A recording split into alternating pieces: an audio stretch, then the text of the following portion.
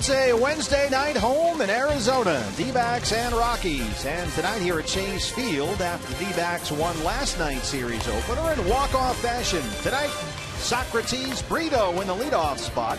And Chase Anderson on the mound after his outstanding outing at Dodger Stadium last week. It's Chase at Chase, the D-backs and the Rockies on Fox Sports, Arizona. And good evening from Chase Field. Welcome to the broadcast. Steve Berthew, Bob Brenly along the way. Game 2 of 3, D-backs and the Rockies. Chase Anderson just outstanding last week in Los Angeles. Bob, his last start of the year here. A chance to go out on a winning note. Kind of a scary start to the ball game. Very first pitch of the game delivered. Chase Utley hit it out of the ballpark, but that was the only hit and run he gave up in his 6-inning outing. Struck out a career-high 10 batters, was really on top of his game against the Dodgers. Fastball command was outstanding, and the changeup was good as usual. Well, he's got his work cut out for him tonight. 2 walks and 10 strikeouts in 6 innings in L.A. Just 1 hit allowed. But these Rockies, boy, they are rolling right now, especially Arenado and Carlos Gonzalez, who's had a sizzling second half. You know, Carlos Gonzalez is one of those guys, when healthy, is one of the best hitters in the game. The problem is you just can't keep him on the field for long stretches of the season, but so far he has had a second half very similar to Paul Goldschmidt's first half of the season. What a hitter Gonzalez has been in the second half. Fargo 27 homers since the All-Star break. He had a solo shot last night. And he and Arenado, a very potent 1-2 combo in that Rocky lineup. The bullpen blazing last night. Silvino Bracho, Daniel Hudson, and Randall Delgado, all with big strikeouts late in the ball game. More on that coming up. Then first pitch, the D-backs and the Rockies.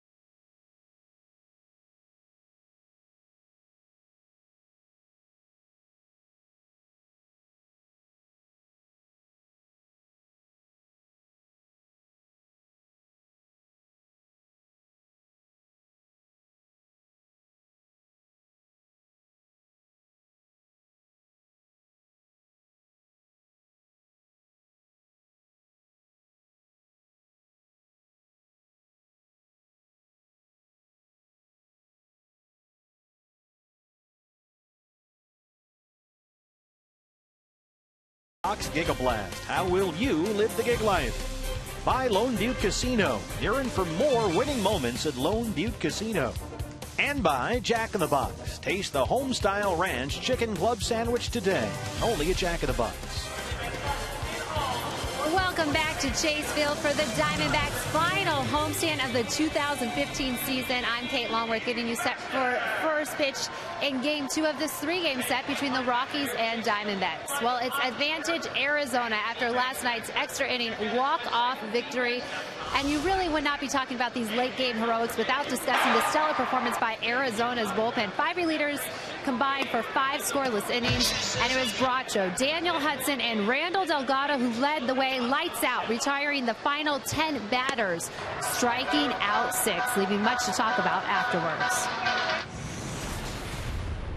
Huddy has been very impressive in the last couple weeks, and Randall's been so key to us all year. So adding Bracho to that mix was really nice. Bracho came in and shut it down there, and everybody did their part. Hudson was filthy tonight. I mean, you saw him; it was great.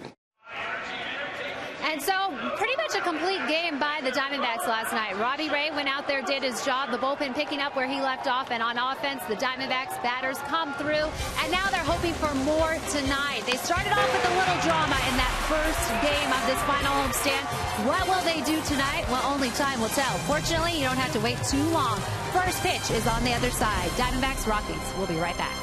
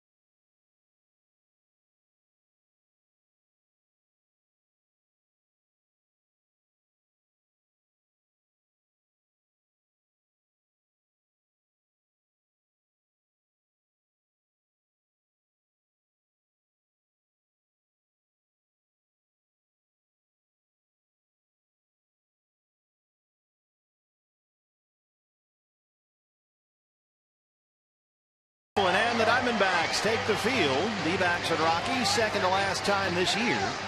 And the Diamondbacks begin tonight holding an 11-6 lead in their season series with Colorado, including a 6-2 mark here at Chase Field. And this season may end on one final quest to climb Mount 500. Winning their final 5 games this year would give the D-backs an 81-81 finish in 2015. Your Arizona Ford starting pitcher is Chase Anderson. It's Chase's 27th start this year. He was absolutely brilliant in his previous outing a week ago tonight at Dodger Stadium. His pitching coach is Mike Harkey. Whenever Chase gets 12 days off, he pitches really good. I want to see him continue to do the same thing on regular rest. That's what I want to see. I want to see more consistency, after not having 12 days off. I want to see him do it and get ready for that next start 5 days later. Well, it's a full week's rest here tonight. The numbers on Chase for the season as good as we've seen him in L.A. last Wednesday. 6 innings of 1 hit ball, a career-high 10 strikeouts. Yeah, following Robbie Ray in that series in Los Angeles. Robbie went out the night before and pitched with a lot of conviction, really looked good on the mound. Chase Anderson followed it up the next night, as we documented in the open, gave up only 1 hit on the very first pitch of the game, and then absolutely dazzled against the Dodgers the rest of the outing.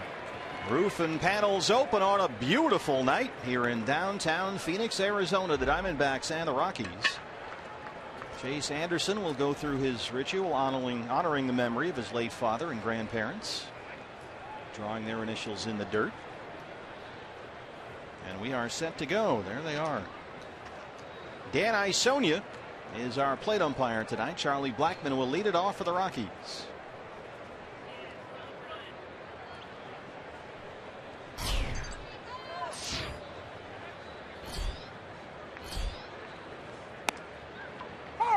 There's a strike, 0-1. We are underway. Blackmon 291, 17 home runs, all 17 coming from the leadoff spot.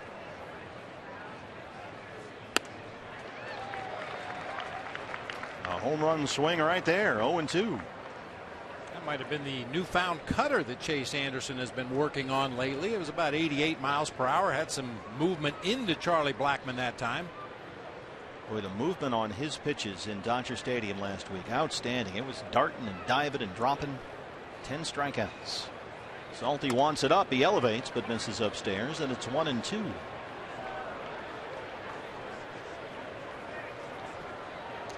Blackmon a pair of singles last night, now carrying an 8-game hitting streak.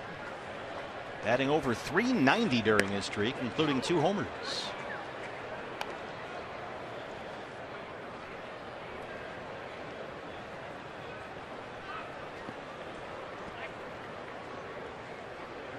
Two and two. A lazy fly ball, short right center. DJ Pollock. One away.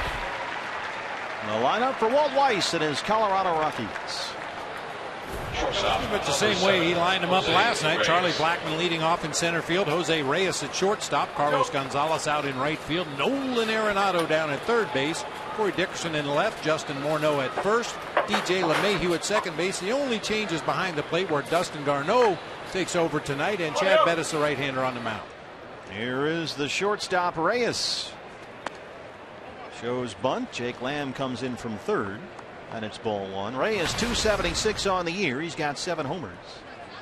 You see his numbers on the bottom there, just with the Rockies following the midseason trade from Toronto in the Tulo deal. Reyes last night 3 for 5. It was his first game in about a week. He'd been sitting out with a sore left Achilles tendon. Rockies actually weren't sure if he'd play again this year, but he looked good last night.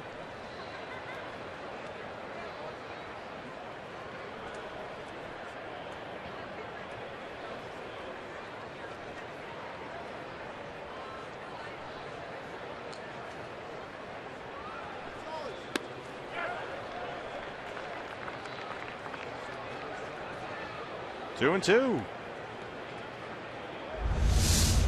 Wide in that left-handed batter's box. Same way on the right side of the plate. He goes from the back line almost all the way to the front line. Very little stride. Just kind of picks up that front foot and puts it right back down on the ground. He's got a piece of that fastball. It stays 2-2.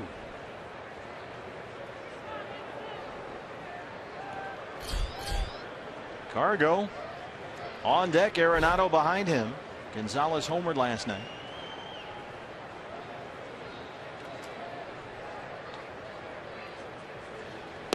Oh, there's that changeup. Just a beauty.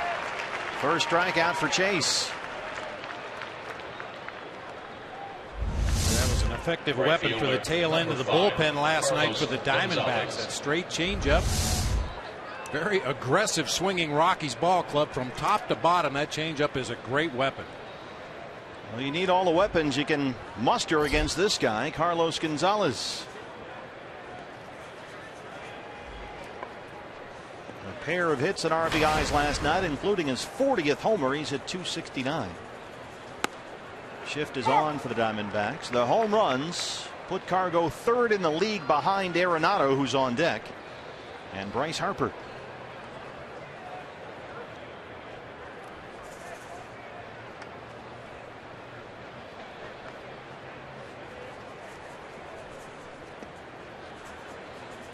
Chase has something in his eye. Rolls it into the shift. It's by a diving Jake Lamb, who had moved over, and Cargo has a 2-out single. He threaded the needle that time.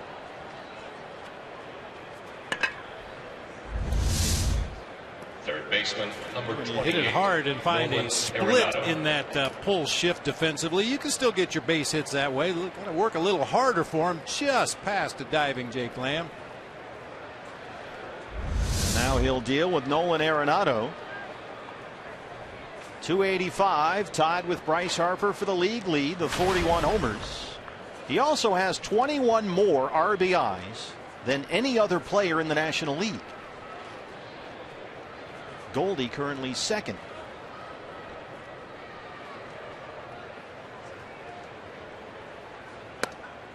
Oh,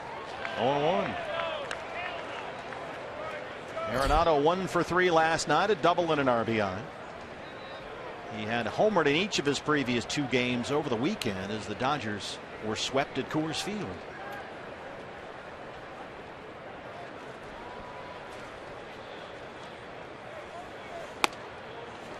In there for a strike, and Chase is ahead 0-2.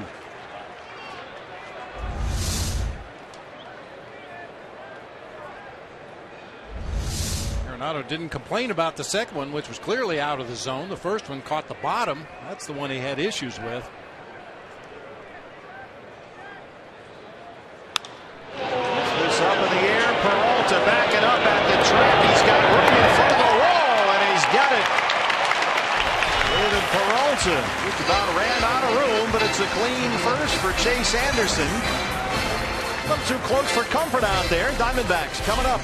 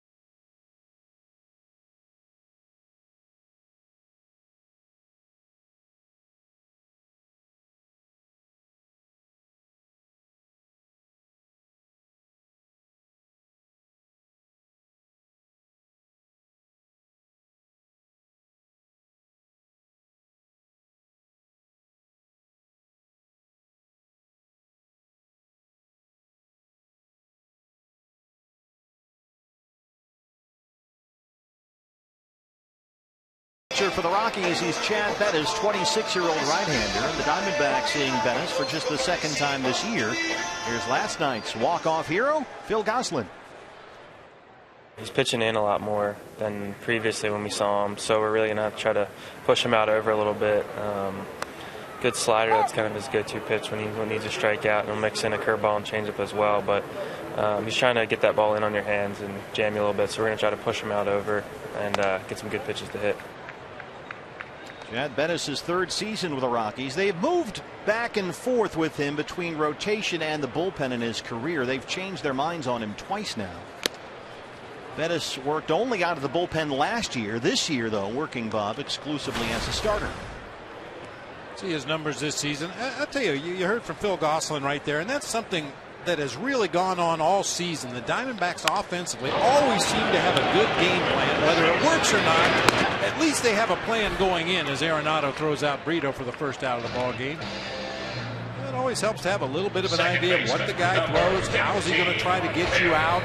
With runners in scoring position, what's his go-to pitch? Where's his comfort zone?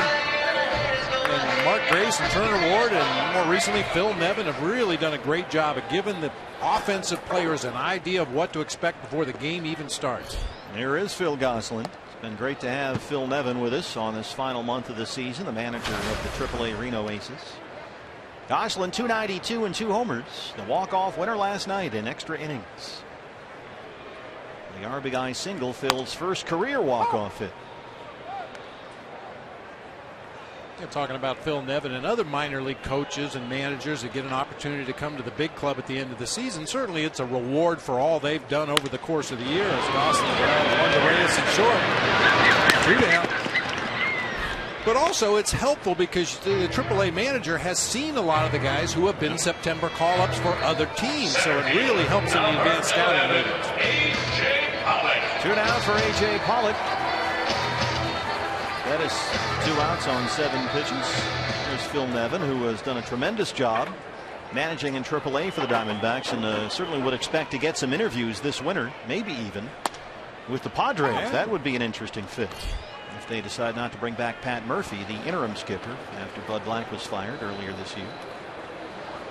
Phil, of course, a longtime Padre great. AJ down 0-2, 5th in the National League at 317. And 5 of those 19 home runs have come here in September.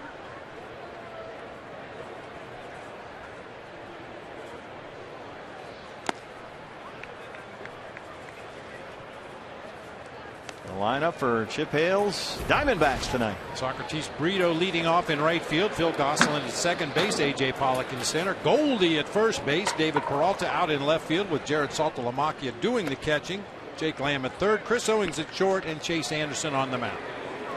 105 degrees outside in downtown Phoenix. Just spectacular inside. Roof and panels open. The AC's been running all afternoon. Just gorgeous and very comfortable inside the ballpark. Bouncer to shortstop. Reyes the backhander. And Bettis gets 3 ground ball outs. No score after 1 at Chase Field.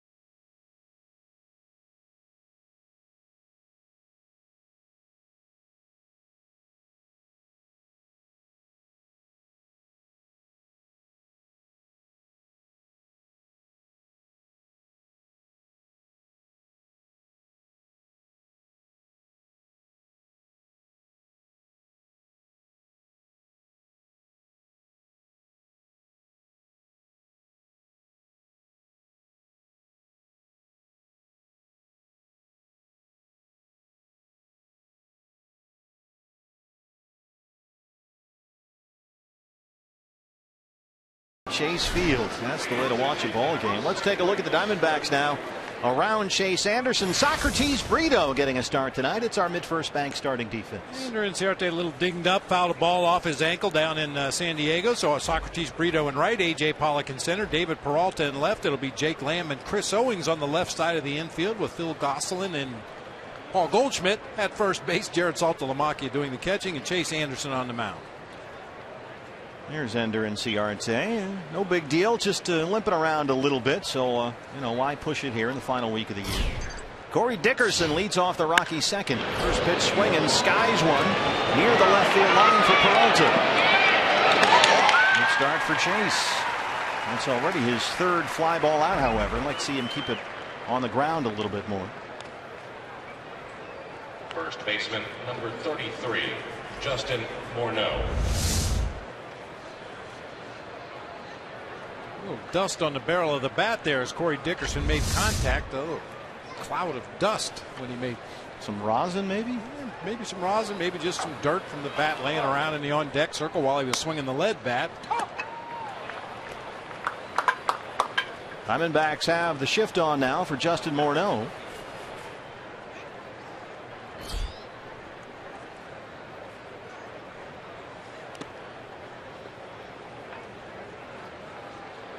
Morneau, 312 and 3 homers. 0 for 4 last night with a walk and a strikeout.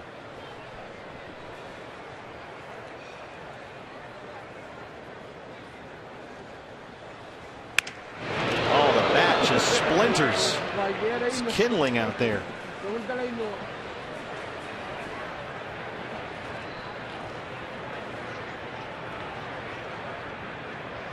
Those cupped bats, we've talked about it in the past. A lot of hitters, you can see the end of the bat there. Some of the weight is taken out. They call that a cupped bat.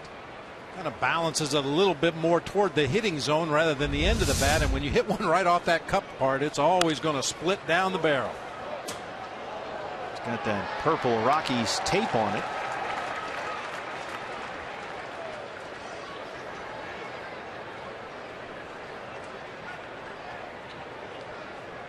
One and two. Excuse me, check swing. Stu Cole handled that one down at third. Thank goodness it went foul. That could have been a check swing double right there with the shift that the Diamondbacks are employing right now. You're right. There's nobody over there. Just kind of fights that one off. Drives this deep to right center field. Gets stuck in the bottom of the wall. Let's see if anybody raised their hands over their head out there. Doesn't look like it. Looked like they played it before they gave up on it, which means Morneau can get third.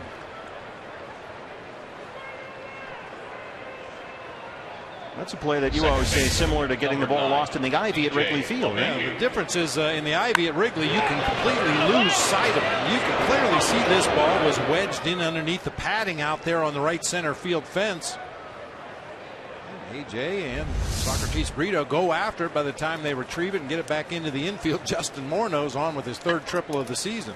It's the third time this year we've seen a ball get wedged in either between the pads or under them here at the ballpark this year. So Morneau at third, one out. And here's DJ LeMahieu. Infield in for the Diamondbacks. LeMahieu ninth in the league at 304, one spot ahead of Ender Inciarte. 1 for 5 with a single last night.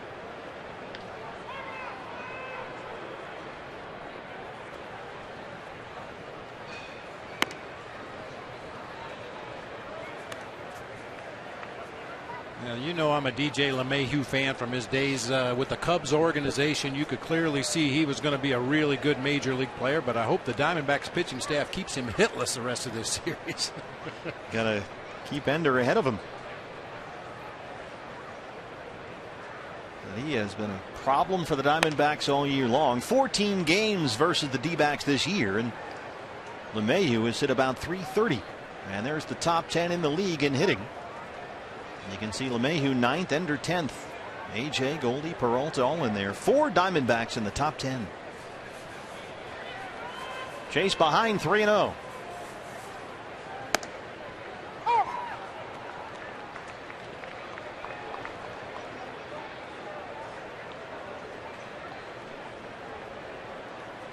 Rockies have had no trouble getting the ball up in the air so far against Chase Anderson.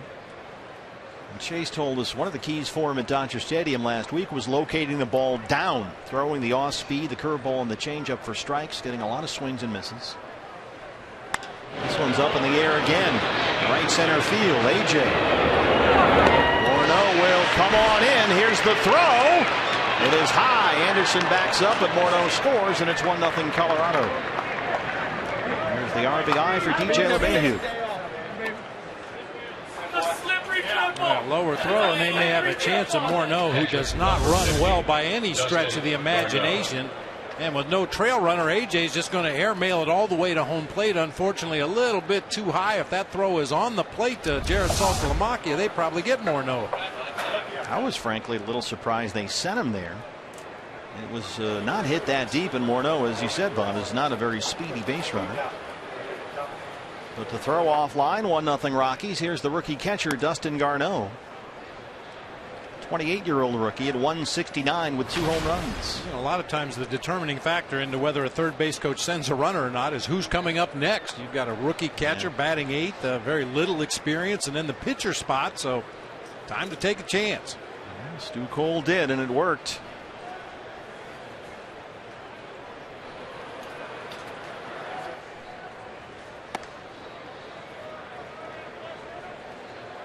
Salty's not liking what he's seeing here from Chase, who's at 30 pitches right now.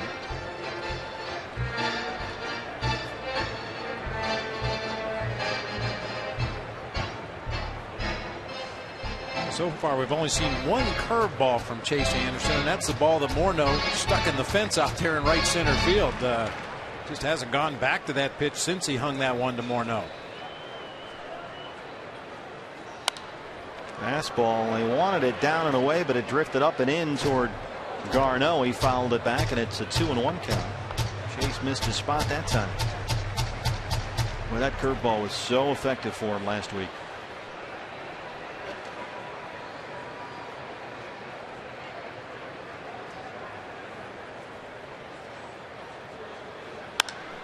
Throw it to the glove. Garneau gets it up in the air, deep left center field, playable for Peralta. Just shy of the warning track. Rockies get a run. They take a 1-0 lead.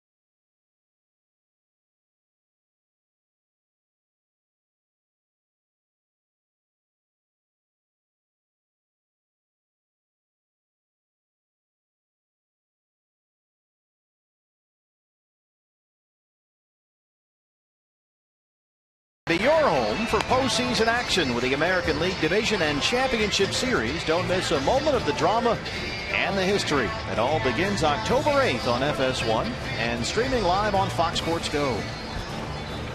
1-0 Rockies set for the home half of the second here. Paul Goldschmidt leads it off against Chad Bettis. Goldie's 7th in the National League with a .315 batting average. 2nd in the league in RBIs behind Arenado. 3rd in OPS behind Harper and Votto. The OPS should wind up being by far a career high for Goldie. On base percentage plus slugging percentage.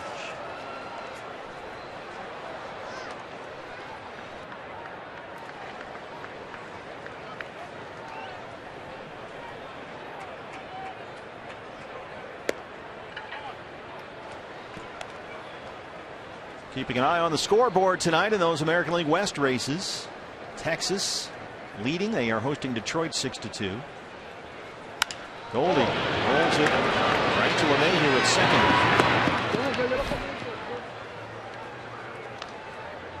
Take a look at the Rockies around Bettis, our mid-first bank starting defense for Colorado. Outfield will be Dickerson in left, Blackman in center, Gonzalez over in right field. Across the infield will be Arenado at third, Reyes at short, LeMahieu at second, Morneau over at first base. Dustin Garneau doing the catching for right-hander Chad Bettis. Texas is winning 6-2. Angels right now trailing at home against the A's 8-5 in the 8th inning. Here's David Peralta. First pitch swinging, drives it deep to left center field. Charlie Blackmon will play it off the base of the wall, and here goes Peralta. He'll stop at second. His 26th double, first hit for the Diamondbacks against Chad Bettis. Deepest part of the ballpark right there.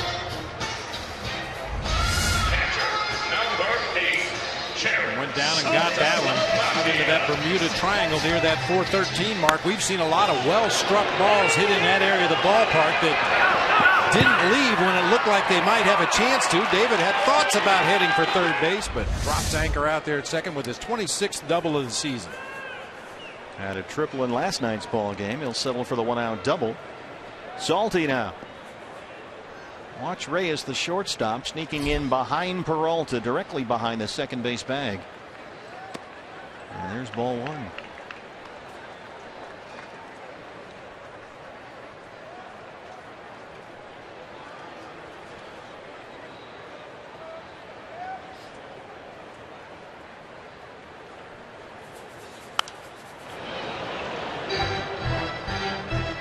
Astros are at Seattle tonight. That game is not yet underway at Safeco Field. Salty 220, 9 homers.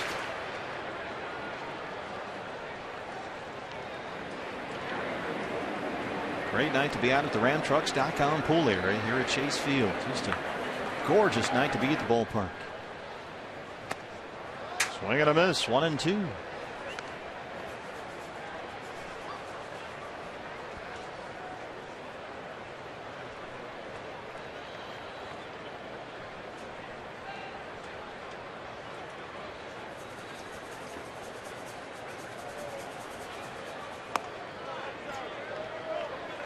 Salty 6 games on the last road trip, had 4 hits, a pair of RBIs.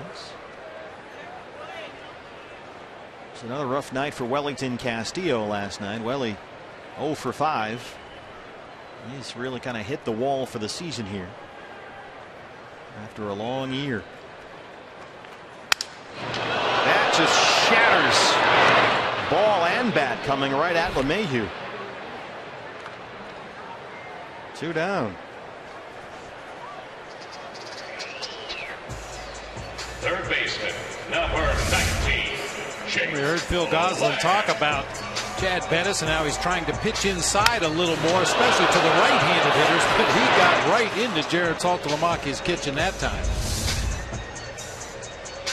Made a sandwich, had a glass of milk, and then went back to bed. Well, a chance now for Jake Lamb with Peralta still at second, 2 down, having some fun back there with Reyes.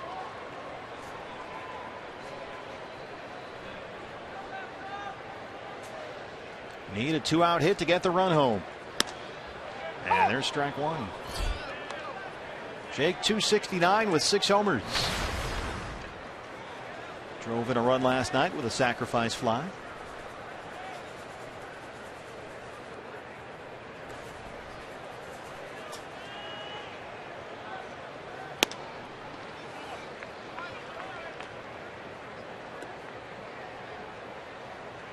D-backs just saw Chad Bettis at Coors Field August 31st. He gave up 4 runs on 11 hits in 6 innings. It was one of the outings in which Bettis was hit hardest this year. But he's looked pretty good so far tonight.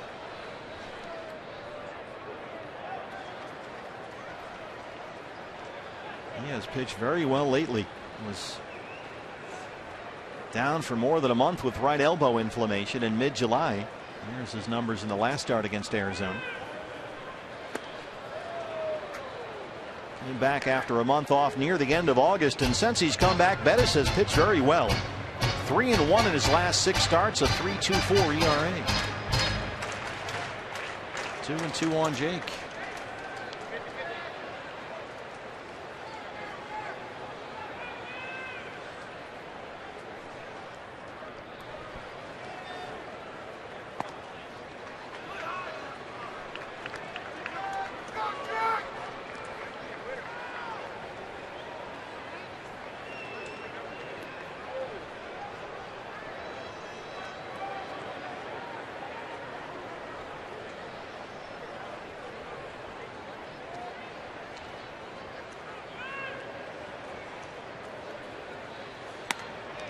Missed away. 2-out walk.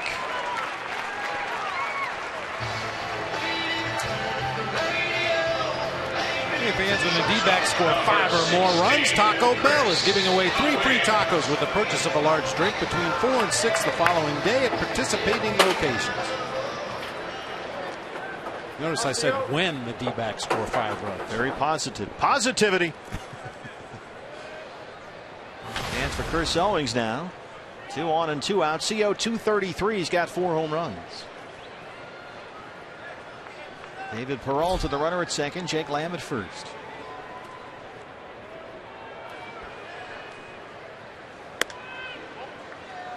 Bettis has been mostly pounded away with that fastball, but he's got a pretty good curveball too. Yeah, first inning he was all fastballs. You know, we've talked about ambushing an opposing starting pitcher early in the ball game before he has a chance to establish that fastball, establish the off-speed pitches. Bettis just came out throwing all fastballs in that first inning. He's kind of mixed it up here in the second, however.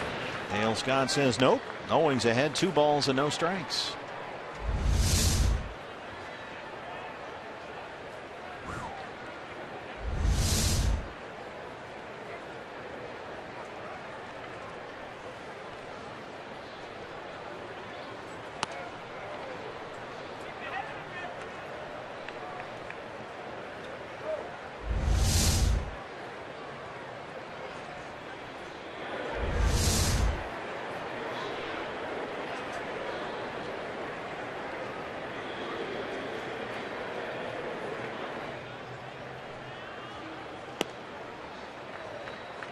Three and one.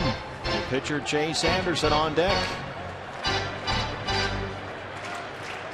Bettis at 31 pitches and only 1 more strike than ball.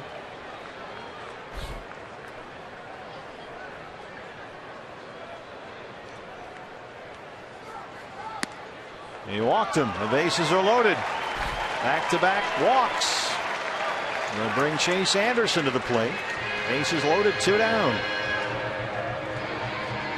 Pitcher number 57. It looked like Bettis was pitching around Jake Lamb, a left-handed batter, to get the righty Chris Owings up there, and then Chris Owings, being the number 8 hitter in the lineup, looked like he pitched around him as well to get the pitcher Chase Anderson up there to the plate. Inning management, hopefully it'll backfire on the Rockies right here. Yeah, Bettis has been primarily a strike thrower. He's had pretty good command. Generally keeps the bases on balls under control. Just need Chase to run into one right here.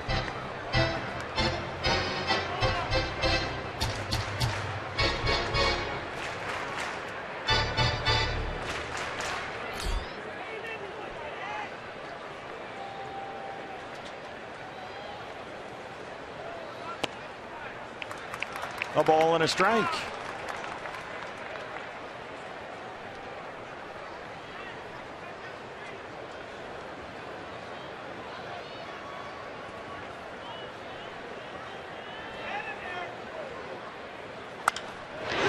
Rolls it to first, but right to Morneau. And Bettis will leave him loaded. He keeps it a 1-0 Colorado lead.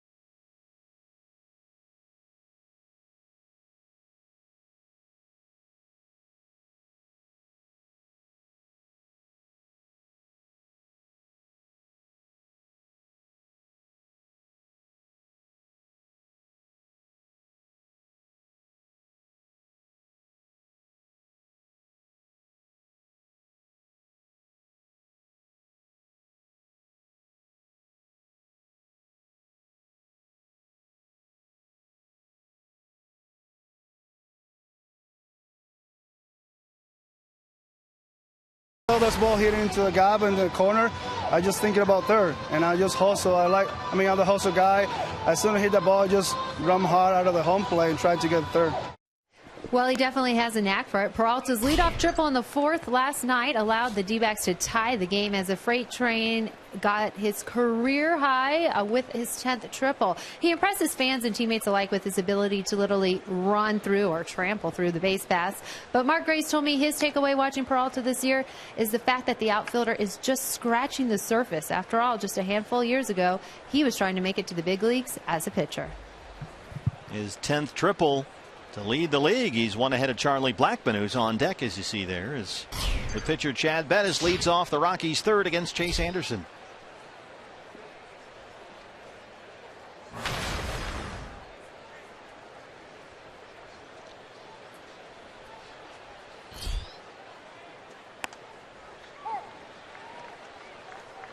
We got an interesting little twist today, partner, in that Houston-Seattle game taking place up in Seattle tonight. What do you have? Well, you're familiar with the baseball encyclopedia, right? Oh, yeah.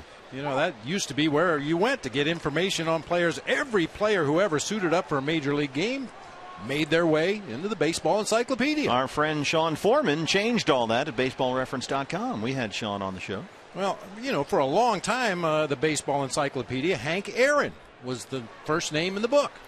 Yeah. Well, in 2004, David Aardsma, A-A-R-D-S-M-A, took over the first spot in the baseball encyclopedia. Well, the last spot has been taken away from Dutch Zwilling. Dutch Zwilling played from 1910 to 1916, and for 99 years he was the last name in the baseball encyclopedia until tonight. It was a good run. Tony Zitch is starting for the Seattle Mariners tonight and will take over the last spot in the baseball encyclopedia. So there you go. There he is, 55 up on the board. They are underway at Safeco Field. He's now Mr. Irrelevant. Yeah. You know what Tony Zitch's middle name is? Aaron. A-A-R-O-N. From A to Z. How about Goldie right here? Oh. You know, as a defender on the right side, with a right-handed hitting pitcher at the plate, you're always ready for the ball to come your way. A lot of pitchers swing very late, and that time a line drive headed for the right field corner was intercepted by Goldie. Rockies making pretty good contact here against Chase Anderson. Dodgers could do just nothing with him last week, but the Rockies have barreled up a few here tonight. He's really only had one ground ball so far in the game, and that was the Carlos Gonzalez base hit that rolled through the shift. Blackmon flying out to center his first time. Going to do it again here. AJ got a late break. That's a lot shallower than he thought, and Goslin drifts out there. AJ got fooled on that one. And everybody converges in short right center. Shortstop, Jose Reyes. Well, before Reyes takes his at bat, let's take a look at our Valley Honda keys to the game. And with apologies to Cheryl Crow, a change will do you good. We saw Silvino Bracho and Daniel Hudson, Randall Delgado strike out 6 of the 10 batters they faced on changeups last night. We know Chase Anderson has a good one. And offensively, once again, get your numbers. Got a few guys sitting on 19 homers. David Peralta sitting on 17. A.J. Pollock with 37 steals. You'd like to go ahead and jack those numbers up a little bit so they look better on your baseball card. Our fascination with round numbers continues. Trying to keep 4 guys in the top 10. It'll be nice to finish up the season. Just about half the top 10 in the league, Diamondbacks. Well, Chase is behind on Reyes, 3-0. Stuff has not been quite as crisp as we saw it last week.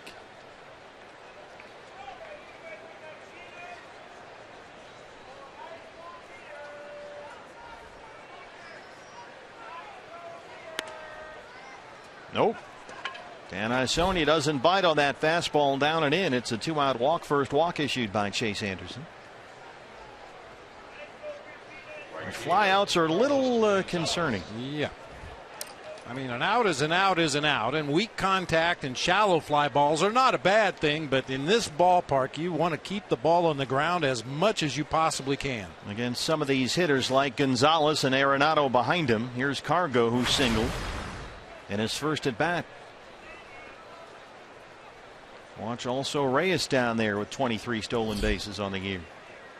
Shift is on for the Diamondbacks. Jake Lamb on the first base side of second. And Phil Gosselin on the outfield grass and right. Now Reyes got picked off first base last night by Robbie Ray right before the Carlos Gonzalez home run.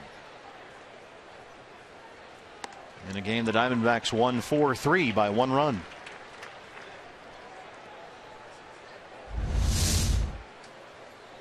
Change will do you good. Tailing away from the left-hander. 6 of the 8 outs that Chase has retired in this ball game have come on the changeup. Not unusual. You're right, though. Seems like he's been scared off that curveball a bit here tonight. Got that one down, but Cargo gets it up and in the air, drives it deep to left. Peralta tracks it down. Another loud out for the Rockies, but it's still a 1-0 ball game.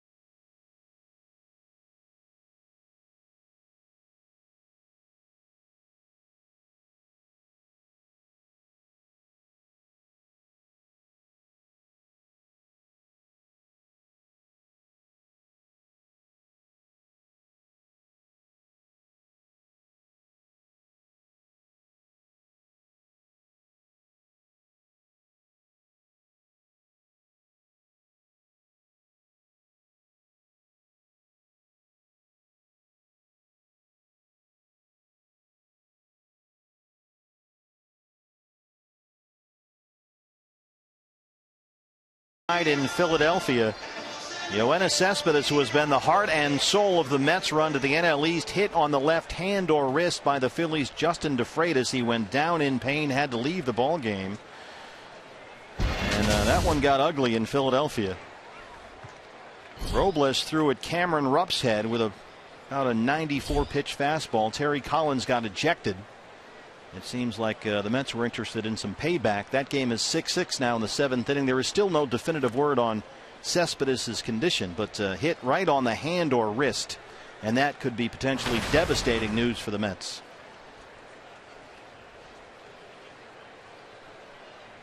Socrates Brito leads off the Diamondback third. Now, no denying that would be a huge loss if Cespedes was gone for any amount of time, but you could clearly see he turned right into the pitch. Yeah. And he has been such a force with the Mets that there's talk he's going to get a large share of MVP votes. He's been that much of a difference maker in the National League postseason race. And to lose him would just be devastating. So Met Nation holding its collective breath as Brito strikes out to open up the Diamondback third. I'm checking the Twitter, all the Met beat writers, and nobody's tweeted anything as of yet about some news on Cespedes, but it sure didn't look good.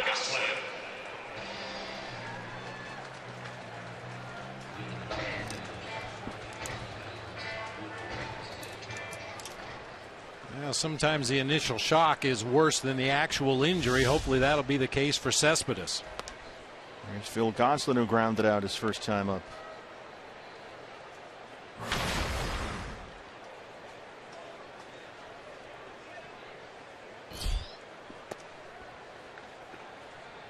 That was a 94-mile-an-hour fastball from Hansel Robles up near the head of Cameron Rupp. That resulted in the ejection of Mets manager Terry Collins. Check swing foul by Gosselin. Hey, there you go. Hey. Thank you very much. That's awfully nice of you.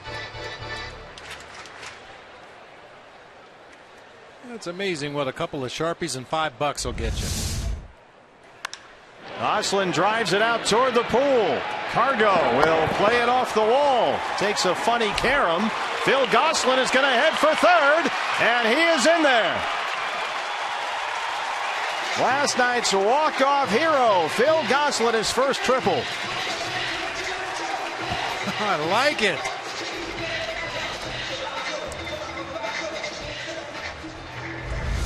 Well, that took a weird bounce off the bottom, then the top of the wall. Boy, we heard Gosselin talking about trying to take that inside pitch the other way, and that's exactly what he does here. Cargo very careful after falling on the seat of his pants on the warning track last night. He approaches this one very cautiously, a little casually, and can't come up with it cleanly. So the Diamondbacks with one out here in the third, tying run at third for A.J. Pollock. By the way, Adam Rubin, just to follow up on the Cespedes stuff, Adam Rubin does a great job covering the Mets for ESPNNewYork.com, tweeting out, it is officially bruises to the left middle and ring finger for Yoenis Cespedes. X-rays were negative. So for the moment, good news for the Mets. Cespedes probably sitting with his hand in a bowl of slush water as we speak, trying to keep that swelling down, hopefully get him back on the field as quickly as possible. Contusions, ring and middle fingers, left hand, no broken bones. Those have a way of changing, though, a day or two later, so you're always a little hesitant to buy in on that. 1-2 now on A.J.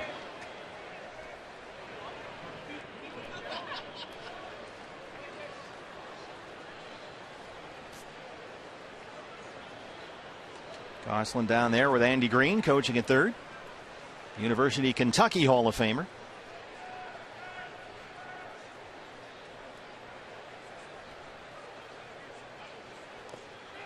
Did he check? No, he did not. Dale Scott rings up Pollock, and AJ can't believe it.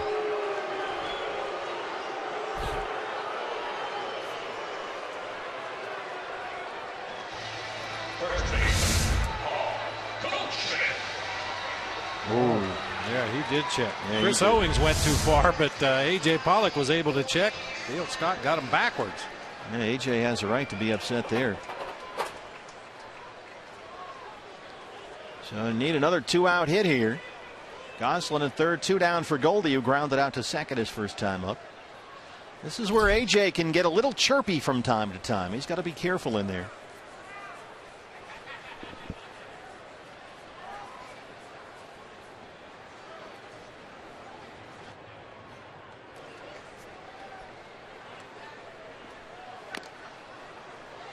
Goldie 1 for 4 last night, had an RBI single.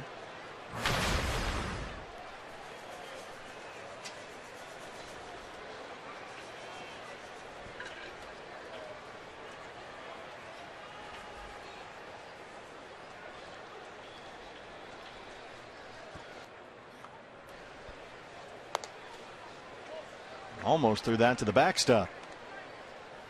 Hey fans, when the D-backs win, you win at Papa John's. A day after every Diamondbacks win, you get 50% off your regular menu price online order at Papa John's. Enter promo code DBACKS50 at papajohns.com. We got you the win last night. We couldn't get you the tacos, though. One step at a time. 2-2.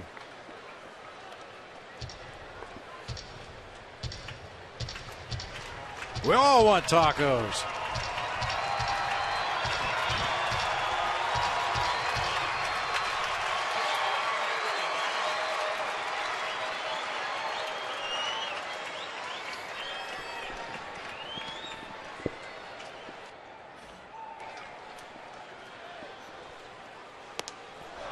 He elevated and Goldie chased. Bettis strands Gosselin at third base, keeps it a 1-0 ball game.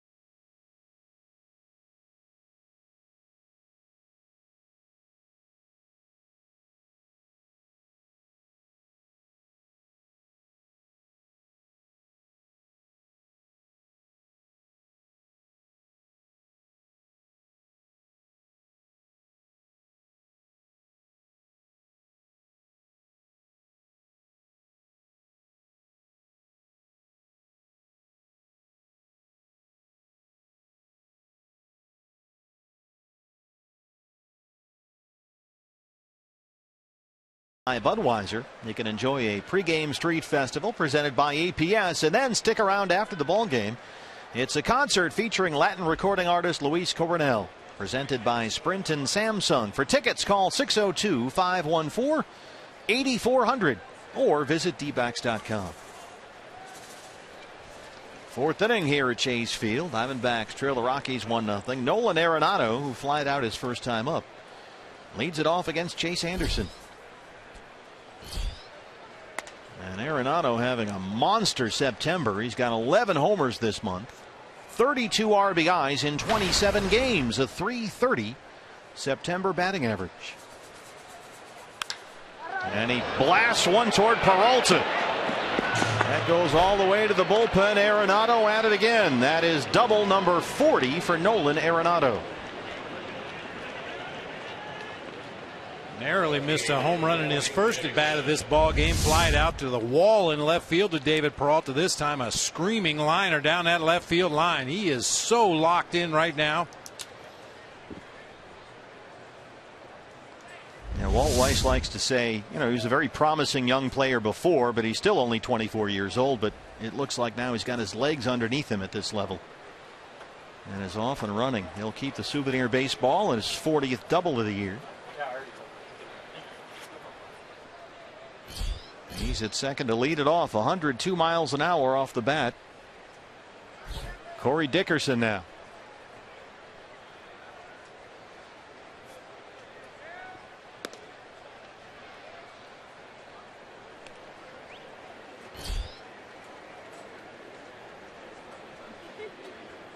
Dickerson flied out to left in his first at bat.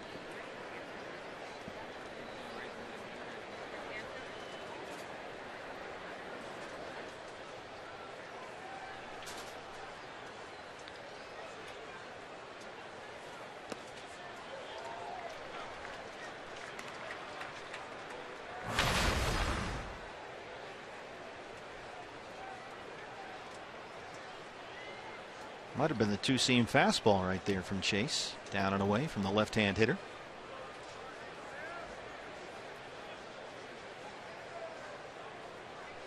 Still keeping that curveball in the back pocket for now.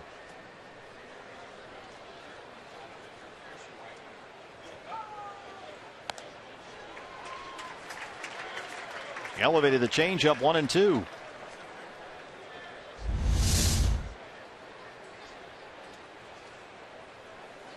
Takes just enough off of that straight changeup that he can afford to miss location from time to time and still get a good result. You don't normally try to throw that changeup up there above the belt, but took enough off that he got Dickerson way out in front. Bad things can happen. Doubles up with it, pops it up, foul ground third base side for Lamb. One away.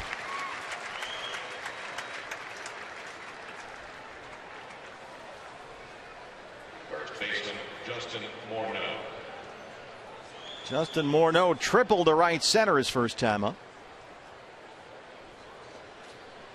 Morneau last night was 0 for 4, a walk and a strikeout. He's played in only 45 games all year. Was out all summer with the neck and concussion issues.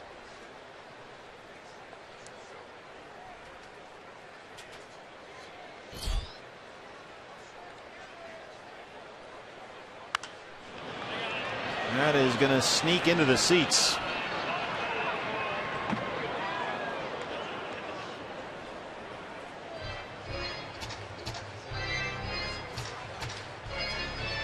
Always got to stay alert behind that dugout.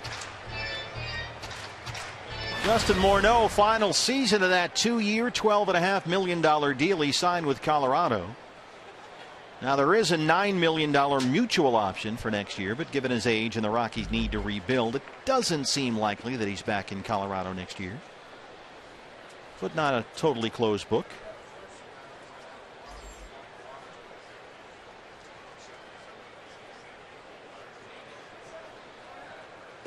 It's going to be interesting to see, Bob, what the Rockies do this offseason. They've already made their biggest move. They traded Tulo.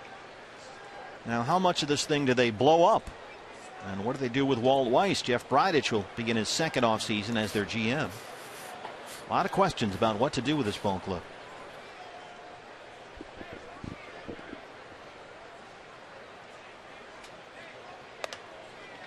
got a good young core. Arenado's a superstar.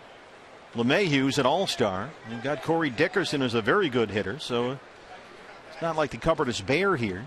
Might be pitching-wise, but there's talent, certainly offensively.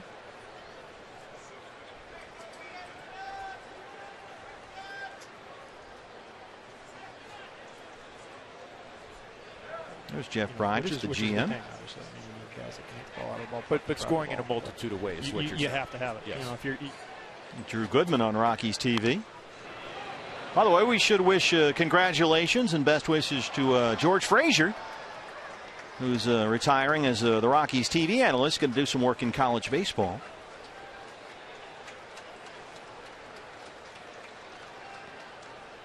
Yeah, most recently saw George, other than at a ballpark, at the Miss America contest. His daughter was a contestant. How about that? Nicely done. All right, sir. 2-2.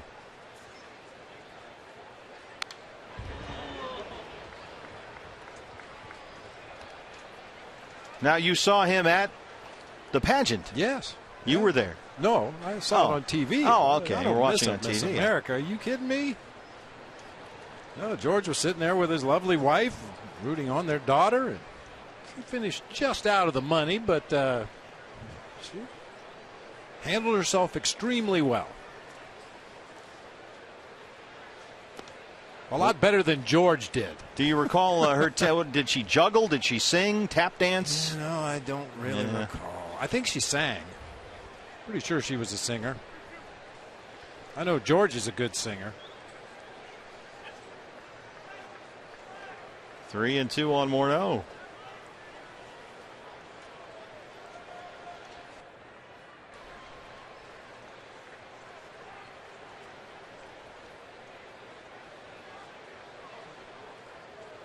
Arenado, the leadoff double.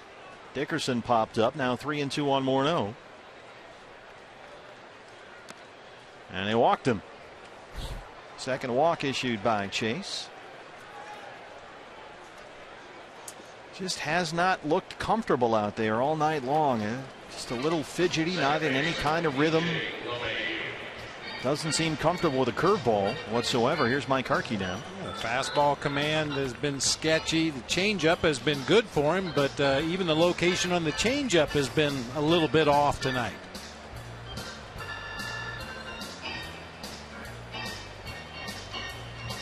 And a base on balls right there with one out in the inning. Runner in scoring position. Not the worst thing that can happen. We talked about LeMahieu last night. 20 double plays grounded into this year. There's a Rockford Peach and a Racine player from a league of their own. How about that? Starting them young. There's no crying in baseball.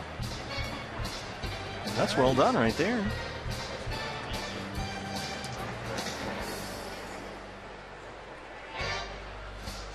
Well, Chase with some work to do here. Arenado at second, Morneau at first, just one out. And here's DJ LeMahieu. LeMahieu drove in the only run of the ball game, a sac fly, his first time up. Top 10 in the league in hitting, 304 coming into the ball game.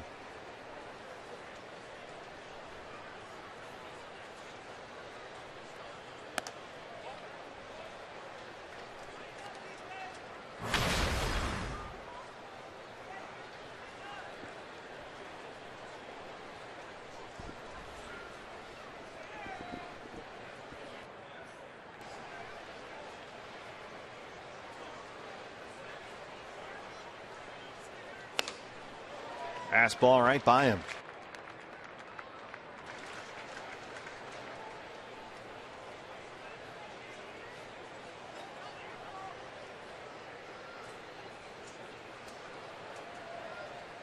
A.J. Pollock in center, shaded over toward the pool in right center field. Peralta well off the line in left. That one misses away, and it's 2 balls and 1 strike.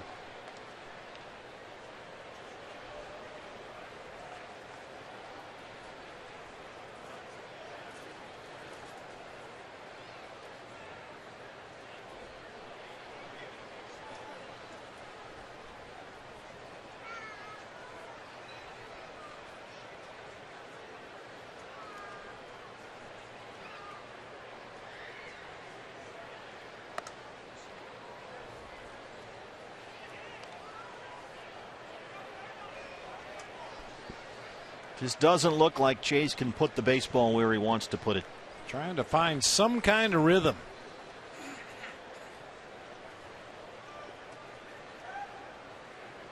Taking a long time between pitches. He's shaken off a number of Jared Saltalamacchia's signs tonight. 3-1.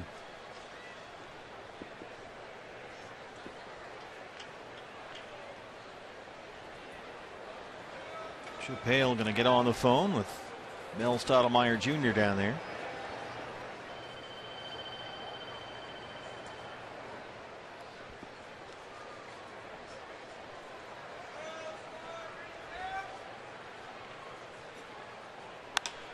Drives it toward the right field corner, but it's drifting into the seats, and it's a full count, 3-2.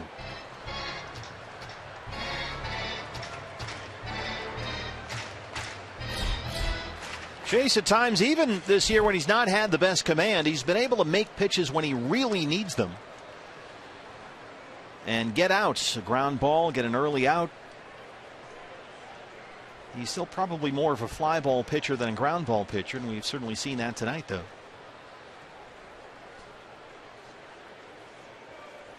Needs to make a pitch right here on 3-2. A tapper back to the mound. They'll settle for one. The runners move up. 2 down.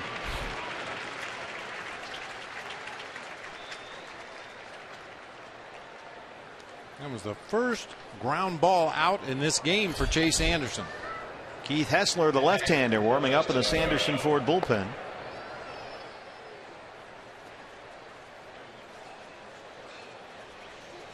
And now the number 8 hitter, rookie catcher Dustin Garneau, steps in. He flying out his last time up. Chase laboring here in the 4th.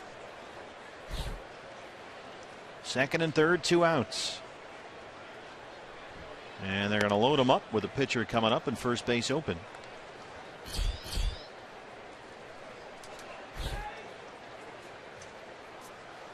Now this intentional walk will give Chase 3 on the evening. He's had 30 straight starts where he's walked 3 or fewer opposing batters. And this will be his 3rd of the ball game, even though it's an intentional walk. No more. Well, the Diamondbacks in the 2nd had bases loaded, 2 outs for the pitcher, and Chase Anderson grounded out to first. So now the Rockies here in the 4th, same deal. Bases loaded, 2 outs. And here's the pitcher, Chad Bettis. Pitcher Chad Bettis. Bettis lined out to Goldie at first, his first time up.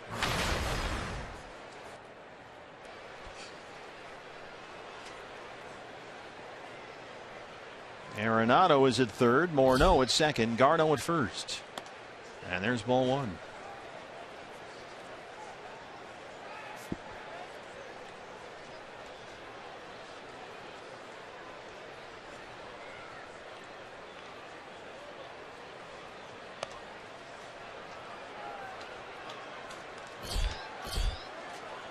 It's been a struggle.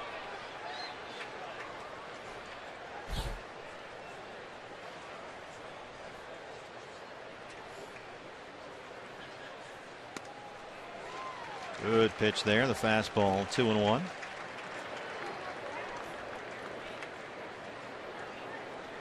What, why, and how couldn't make it tonight.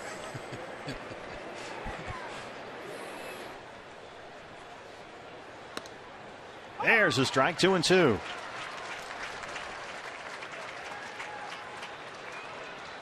He's a strike away from getting out of this mess.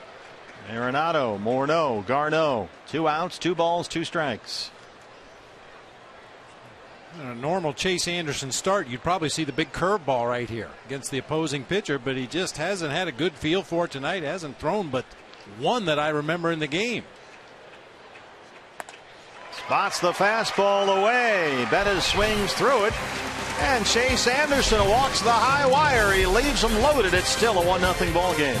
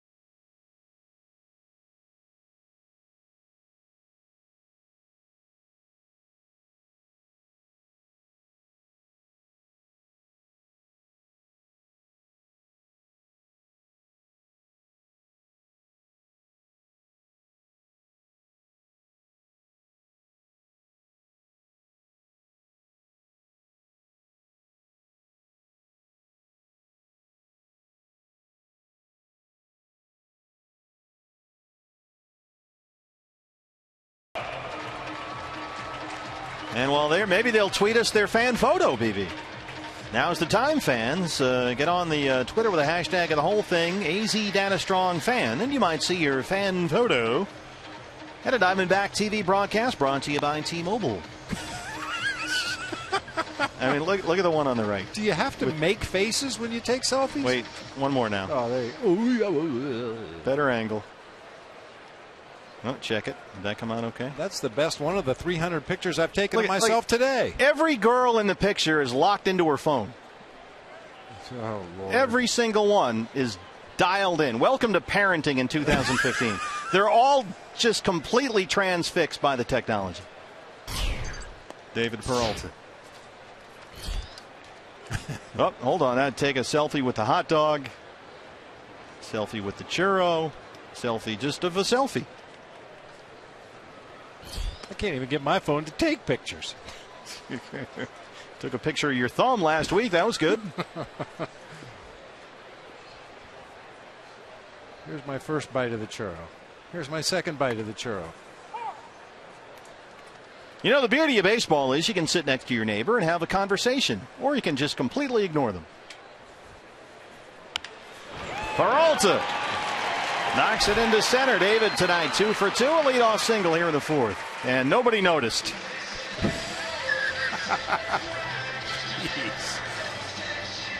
Help us, please. Somebody help us. Yeah, we need to. Can we do an intervention? How about if we send Baxter out there and he just collects all the phones?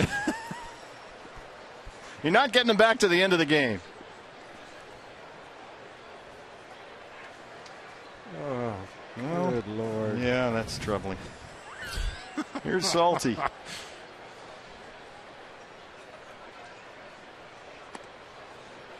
You know, you want to take a fun picture at the game between innings. I'm all for it. It's great. It's you know, as we often tell the umpires, you're missing a heck of a game here.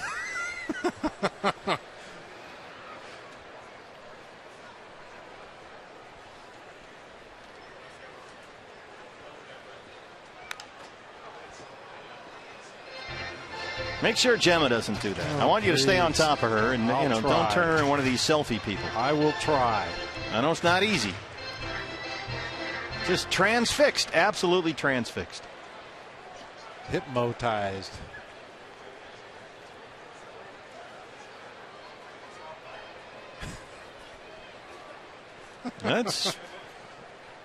It's universal. This is something that the new commissioner Rob Manfred has talked, actually. Some selfies are better than others. He's talked a lot about how to get the game to reach a younger audience, and the way to do that is get the game off the big screens and onto the little screens. And the little screens are the phones and the iPads of the young people. You know, the 16 to 22, 16 to 24, whatever it is. And they're trying to figure out how to do that, because that's where the eyeballs are right now. It's not on the big 60-inch plasma. It's on the little 4-inch phone. And did you say something? I'm sorry, I didn't. Yeah, no. I'm busy here. Still can't figure out how to work that thing. But that has been the mission of Major League Baseball Advanced Media. Everybody's watching the phone. So how can baseball engage the fan while they're at the ballpark on the cell phone? And that's why you see things like StatCast and graphics, information, more screens to look at, more things to keep the fan engaged while they're at the ballpark. So it doesn't have to be an either-or proposition.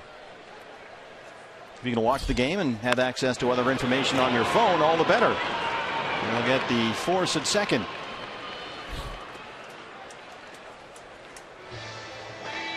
So Lamb's aboard now with 2 outs.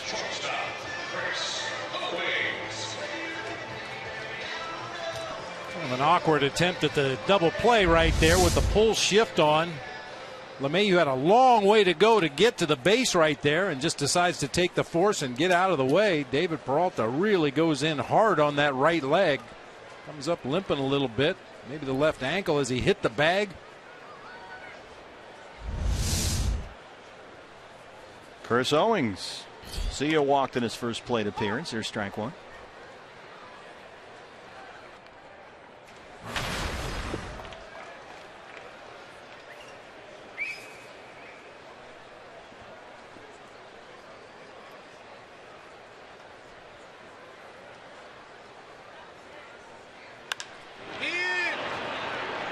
Fly ball along the right field line for Cargo. We are through 4. Some of us are glued to the action. Diamondbacks trailing 1-0.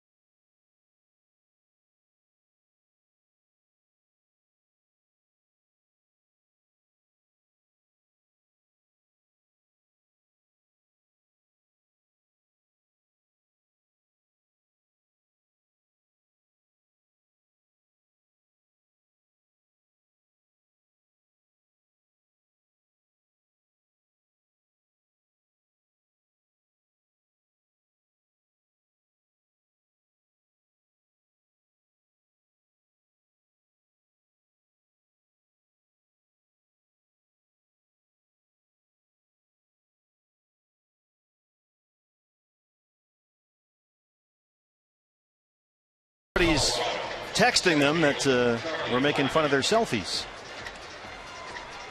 We're glad we're here. They're here at the ballpark. Oh, sure. Chase Anderson out there for the 5th inning. Diamondbacks trailing 1-0. Justin Morneau, a 1-out triple in the second, came in on a DJ LeMahieu sac fly, and that's been all the scoring. 1-3-0 for the Rockies, 0-3-0 for the Diamondbacks. Top of the order, Blackman, Reyes, and Gonzalez here in the Colorado 5th. Telling you, surtax on selfies, national debt disappears in a week. Vote for me.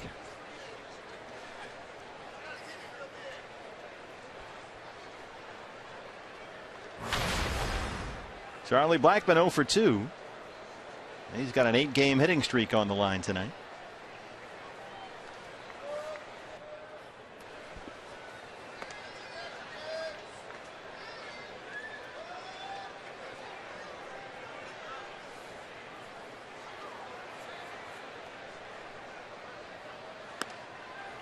Well, you know, as impressive as Chase Anderson was in that start at Dodger Stadium, and he was extremely impressive, in an odd kind of way, this is equally impressive. He's held the Rockies to 1 run on a sac fly in this game and has been in trouble almost every at bat.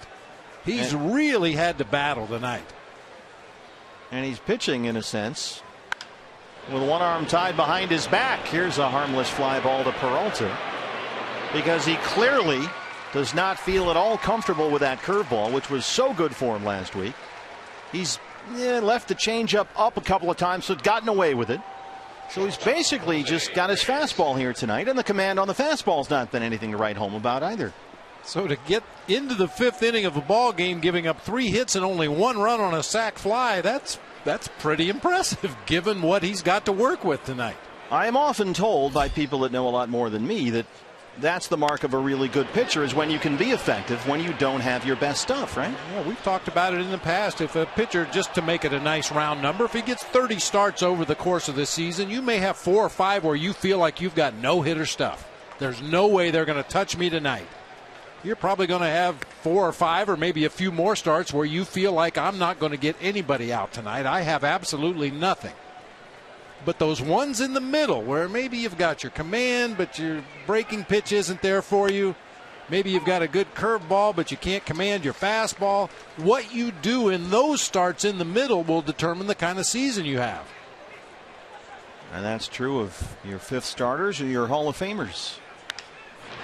There's a roller to second. Gosselin from the outfield grass, and he throws out Reyes.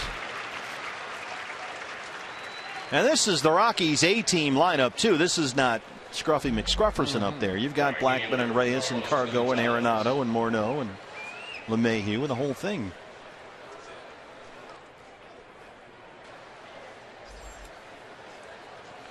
And here is Cargo. He has singled and flied out, 1 for 2.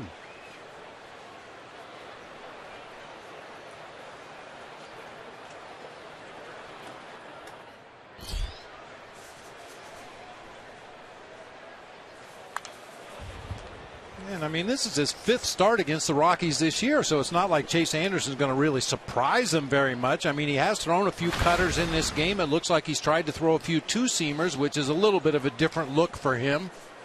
But the Rockies are well aware of Chase Anderson and how he tries to get opposing hitters out.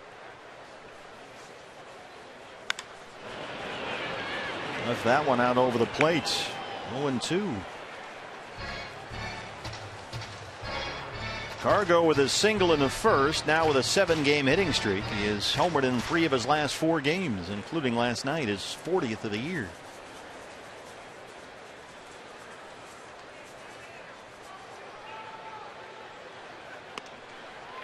Chase Anderson. A 1-2-3-5, maybe finally settling in. Diamondbacks still trail it 1-0. Here's what's next, brought to you by CenturyLink. Last night's walk-off winner, Phil Gosselin, coming up.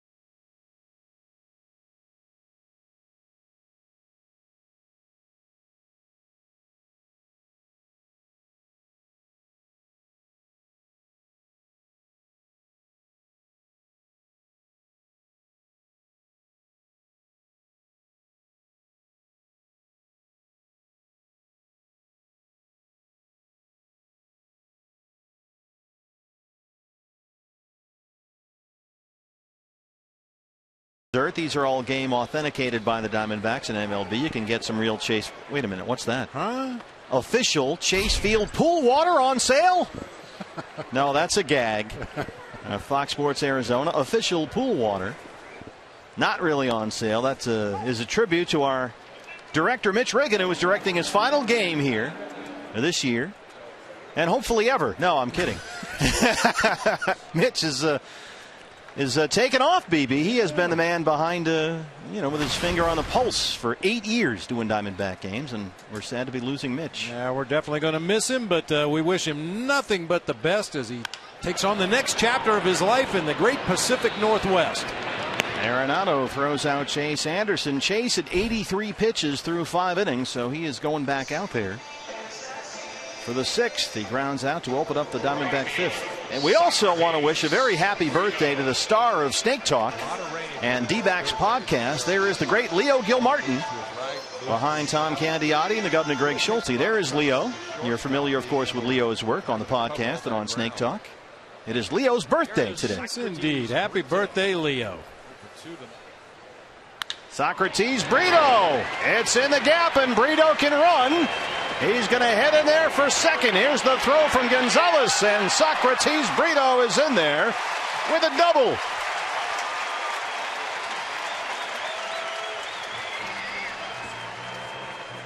He had his first career extra base hit last night, a 2-out pinch double in the 7th, and he's got his second here tonight. Boy, he can hit that low ball. Really went down to dig that one out. Cargo a little casual once again on that ball in the gap in right center, and Brito takes advantage. Head first into second base with a double. And he was flying coming out of that left-hand batter's box, just like we see so many Diamondback players do, smelling the opportunity to take an extra base. 104 off the bat. So he's the tying run at second, 1 out for Phil Gosselin. Gosselin tripled his last time up. He's 1 for 2.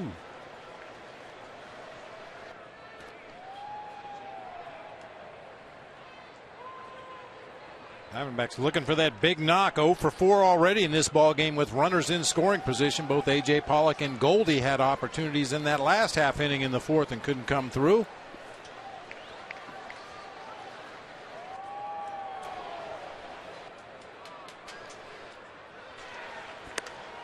There's a strike. It's Leo Gilmartin's birthday. We always want to include Leo when we can. Also wish a happy 30th birthday to Jamie Romack of the Diamondbacks. It's Jamie's birthday today. Also today, Angie Dickinson, 84. That was thrown in by our less than reliable staff. She was a policewoman, right? Yeah, yeah. That's Corey Dickerson. No relation to Angie Dickinson. No. That's Mitch Riggin setting up that, but swing and a miss. 0-2. Didn't even get a piece of it. Yeah.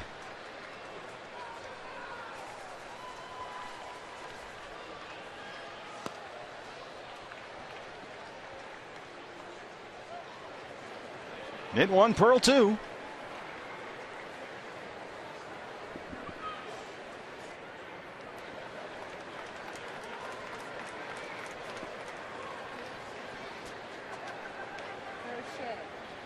See, better than taking selfies. At least you end up with a scarf at the end of the game. That one gets behind Garneau, and Brito's in at third. Rookie catcher Dustin Garneau couldn't find it for a moment there, and Socrates is in at third base. It looked like it hit him in a bad spot, right in the mitt. Clank. Yeah, rattled around the wickets, end up rolling over toward the on-deck circle, allowing Brito to move up to third base with only 1 out in the inning, forcing the Rockies to bring that infield in. Pass ball. Brito at third. 1 out, 2-2 on Gosselin with Pollock on deck.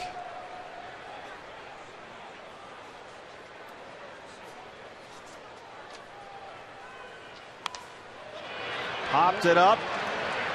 Headed near the seats, and it is behind the Rocky dugout.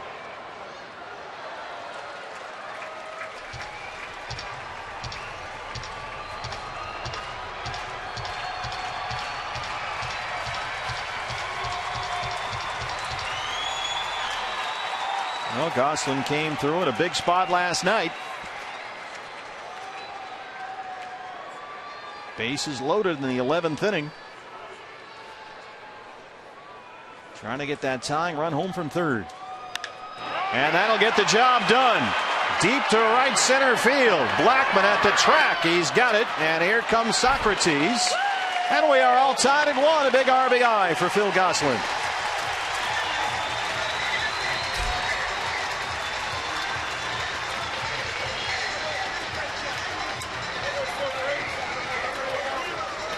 Tell you what, he will almost always put the ball into play. You rarely see him take the same swing. If the pitch is inside, he'll make an adjustment, get the hands inside the ball, try to get the barrel on it. If the pitch is away, he'll drive it to the opposite field. He's just had a real good idea of what he wants to do against Bettis tonight, and when he's gotten the pitches to do it, he's been able to get it done. Tripled into the gap, and then that sac fly to deep center field. 1-1 on A.J. Pollock.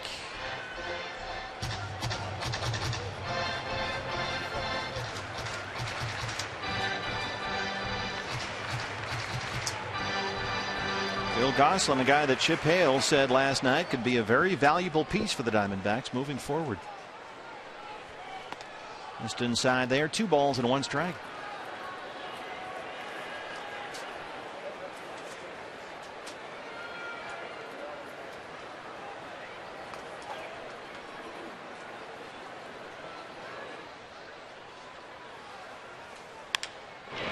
Arenado.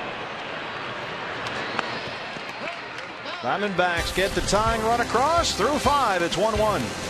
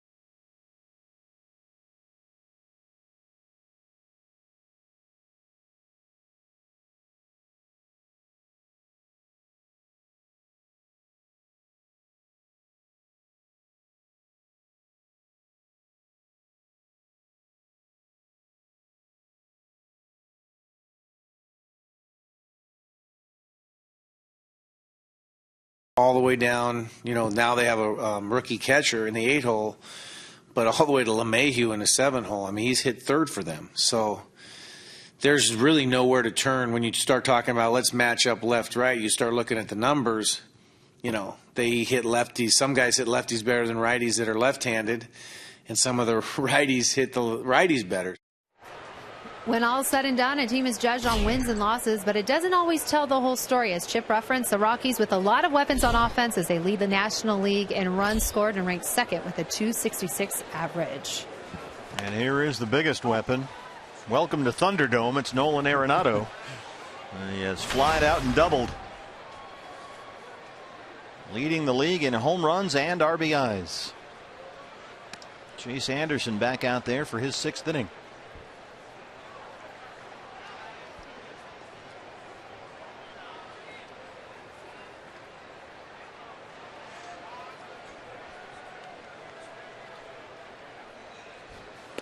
Earlier this month, Nolan Arenado set a Rockies record. He hit a home run in 6 consecutive games, 6 in a row. Last major league player to homer in 6 straight games had been the Orioles' Chris Davis. That was 3 years ago. Off the mound and into center, Arenado 2 for 3.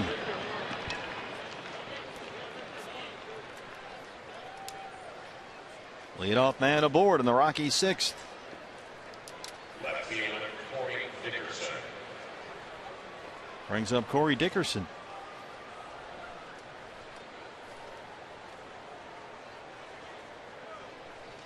Dickerson 0 for 2. 0 for 5 last night.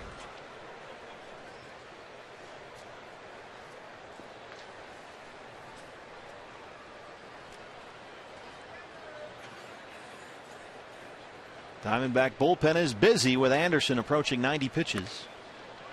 Missed with a fastball there, 1-0. Sanderson Ford bullpen. Delgado the right-hander. Hessler the lefty.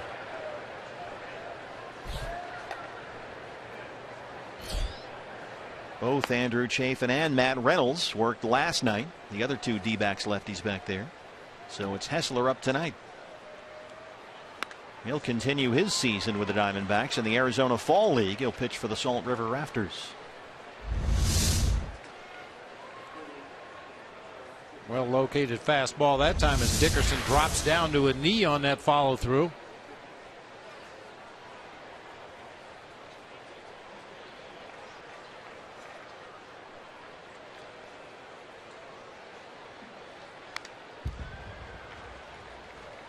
Another fastball, 1-2. Corey Dickerson, a ton of injuries this year. Twice on the DL with plantar fasciitis. A 3rd DL stint because of a fractured rib. Just came back September 8th. He's hitting .306 with 3 homers since he's been back.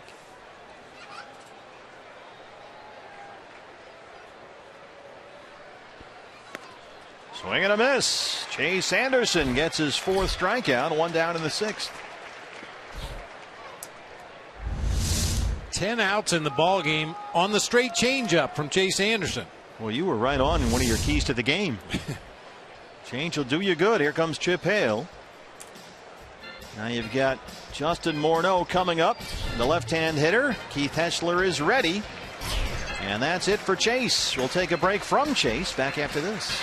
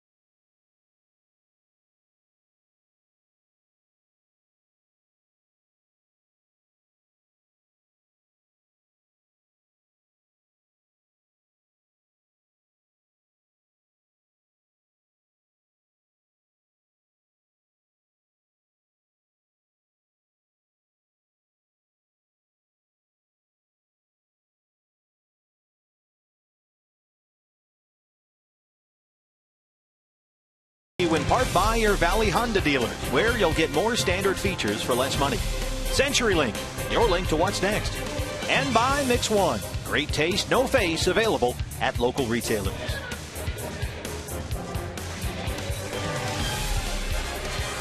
Chase Field, good ball game here. Rockies and D-backs tied at 1, 6th inning. Nolan Arenado, a leadoff single.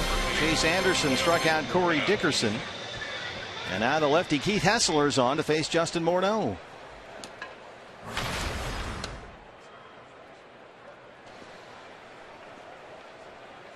I talked about it in the last half inning. It really is amazing that Chase Anderson was able to get through as many innings as he did in this ball game with the stuff he had. He threw 3 curveballs. One was tripled off the wall in right center. The other 2 were thrown for balls. He basically was a 2-pitch pitcher all night against one of the best hitting teams in baseball and held him to 4 hits and 1 run. A very good offensive lineup in a hitter's ballpark. 0-1 on Morneau, who was tripled and walked. He scored the Rocky run.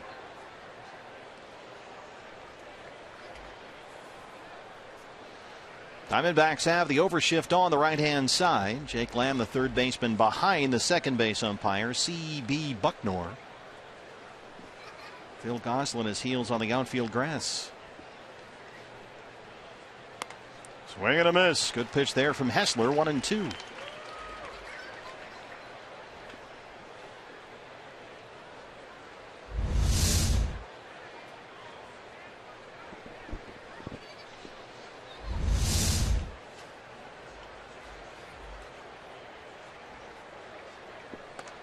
And he comes in and gets Justin Morneau. Morneau upset with himself there. 2 down. Chip Hale going to match him up.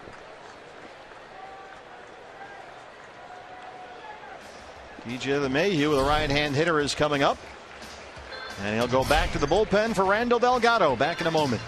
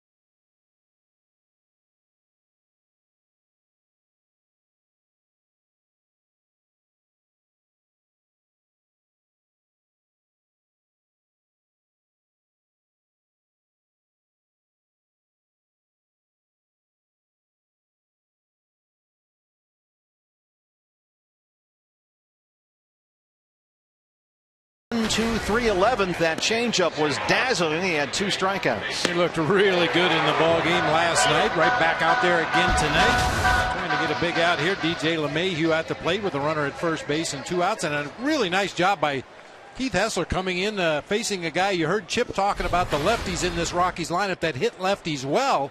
Well, Morneau, a career 250 hitter against left-handed pitching. Limited sample size this year, hitting over 370 against lefties. Hessler able to punch him out in a big situation. Randall last night got DJ LeMahieu to fly out to center for the final out of the top of the 11th inning. And here is LeMahieu with Arenado at first, 2 outs. A couple of pretty good hitters down there at first base. Arenado, by the way, the reason they saved that baseball, and he had the double in the 4th inning. 40 doubles, 40 homers, and 120 RBIs. Just 3 other Rocky players have ever done that. Todd Helton did it twice. Ellis Burks and Larry Walker as well. And Arenado tonight joined the club. Yeah, Arenado could have been a Blake Street bomber. He'd have fit right in with those Larry Walker, Andres Galarraga, Vinny Castilla teams.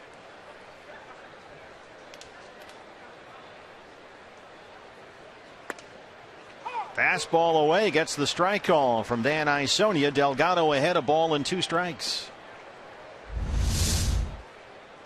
How about that location? Ooh.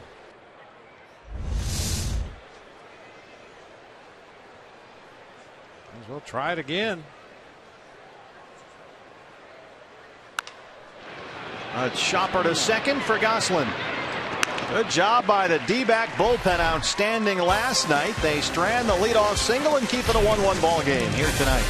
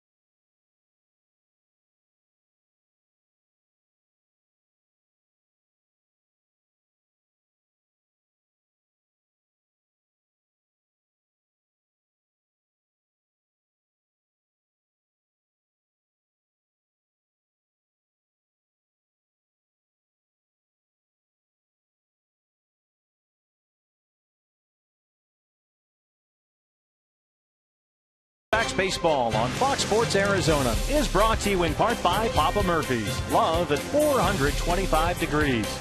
And by Phoenix International Raceway. Join PIR on November 15th for NASCAR.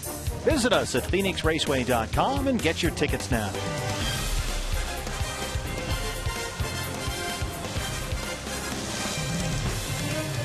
Just a beautiful night in downtown Phoenix, Arizona. Chase Field as Paul Goldschmidt leads off the 6th against Chad Bettis in a 1-1 ball game. Diamondbacks and Rockies. Roof and panels open. A beautiful Wednesday night here. Second to last game of the year against Colorado. Trying to break a 1-1 tie. Diamondbacks lead the season series 11-6, including a 6-2 mark against the Rockies here at Chase Field.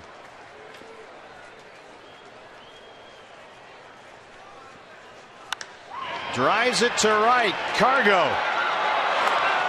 will play it off the wall. Goldie, little stutter step coming around first. And he is in there, barely. He wasn't quite committed rounding that first base bag. Cargo played that a little quicker than Goldie anticipated. That was close at second. Cargo almost deked Paul Goldschmidt this time, just kind of casually jogged over to that right field corner, but plays the carom off the bottom of the wall perfectly, and then he always has had a strong throwing arm. Goldie with a little bit of indecision, but once he makes up his mind to advance to second base, gets in there with a hard feet first slide.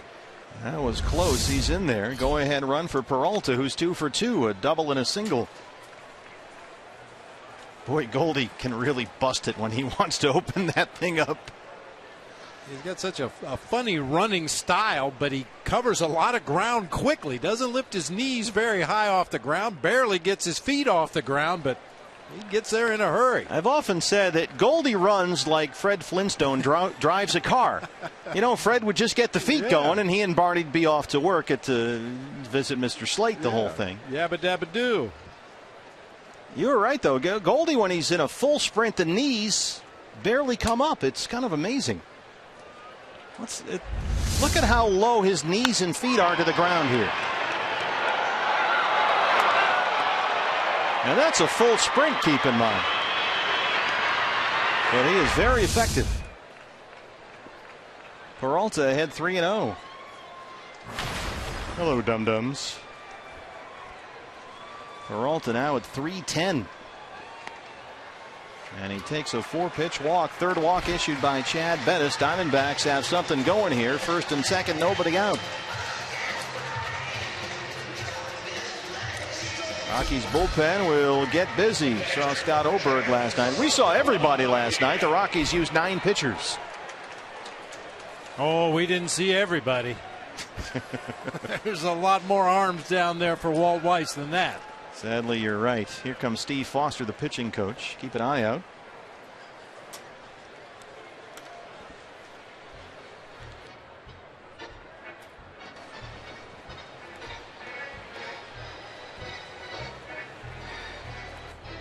Hey fans, we invite you to play Kachinko by signing up at one of the 20 interactive kiosks right here at Chase Field during any Diamondbacks regular season home game. Well, it's not totally out of the question that Chip Hale might ask Jared Saltalamacchia to put down a bunt here. He's got 4 career sack bunts. One of them came this season. Well, you got to believe he's going to hit for that pitcher spot if he has a chance to score some runs here in the inning. He may decide to ask Salty to put down a sack bunt right here. I don't believe the Rockies are expecting it. He's 0 for 2 so far tonight. Goldie at second, Peralta at first.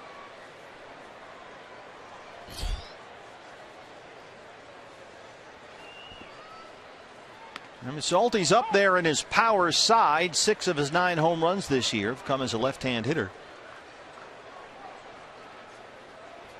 And he's got 5 home runs and 11 RBIs in September.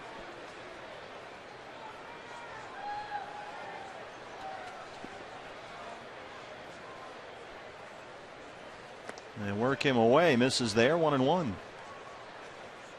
Those last 2 pitches from Bettis are designed to get a ground ball. Fastballs just inside of the outside corner. You want that batter to swing at that ball, probably hit it on the ground.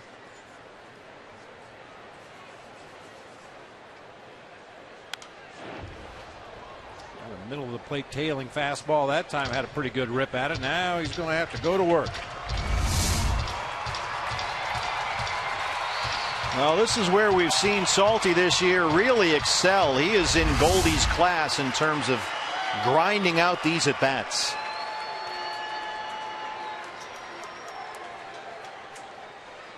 Very good 2-strike hitter.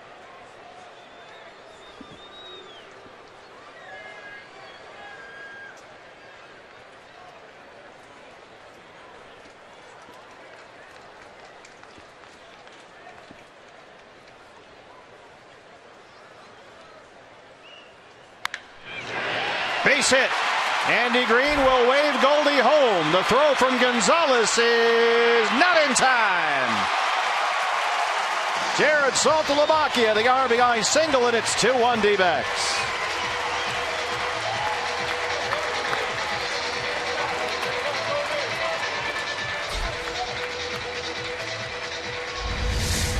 Ball ripped through that right side of the infield. Once again, Carlos Gonzalez with that big throwing arm out there in right field. He's tried to throw Goldie out on the bases twice here in this inning. Both times, Goldie came up the winner. Strong throw to home plate, but Goldie just outruns it.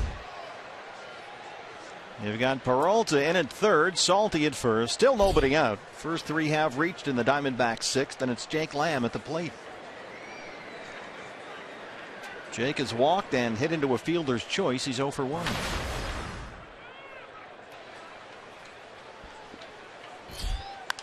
Chance to put up a big crooked number here in the bottom of the sixth. Well, if the Diamondbacks bullpen can make this lead stand up, Brandon Delgado would vulture 2 wins in a row out of the bullpen. Got the win last night, his 7th of the year.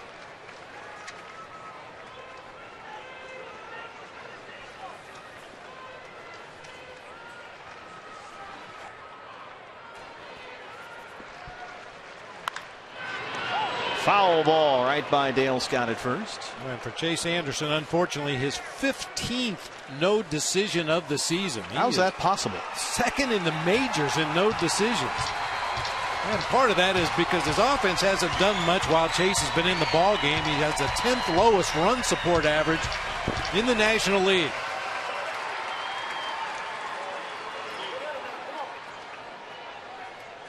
Peralta at third, Saltalamacchia at first. Nobody out. 0-2 on Jake Lamb.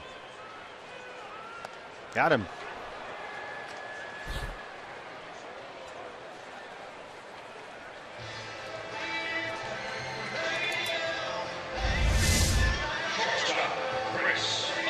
See, Garneau wanted that pitch way up, straight away from Jake Lamb.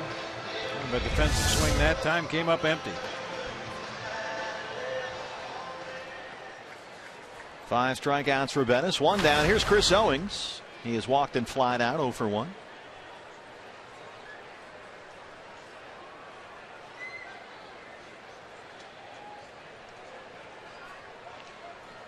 Pitcher spot is due up next for the Diamondbacks. Aaron Hill in the on-deck circle.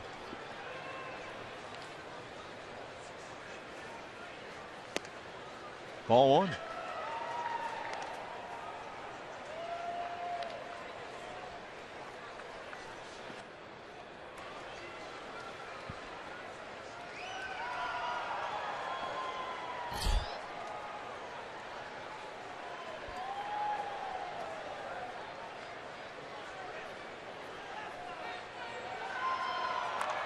CO gets the bunt. Foul. Garneau picked it up in foul ground, maybe. Tried to drop it down in front of the plate, and the rookie catcher was on it. A lot of sideways glances there. I'm not sure everybody was on the same page offensively right there. CO squared the butt. David Peralta never really broke from third base.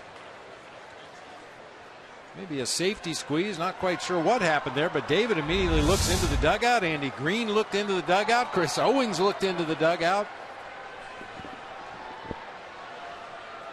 It's a 1-1 count on CO.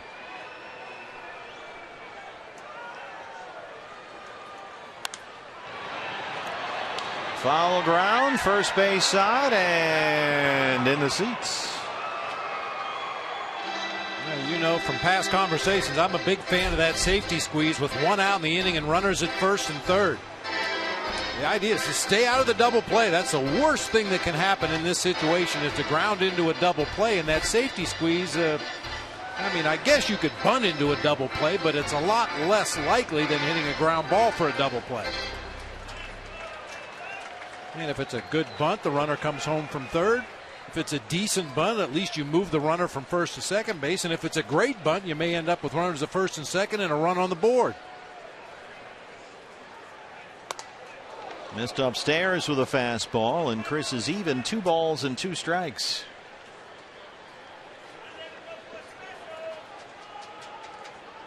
CO 1 for 4 last night. He's batting under $160 over his last 21 games. It's been a slow month for Chris.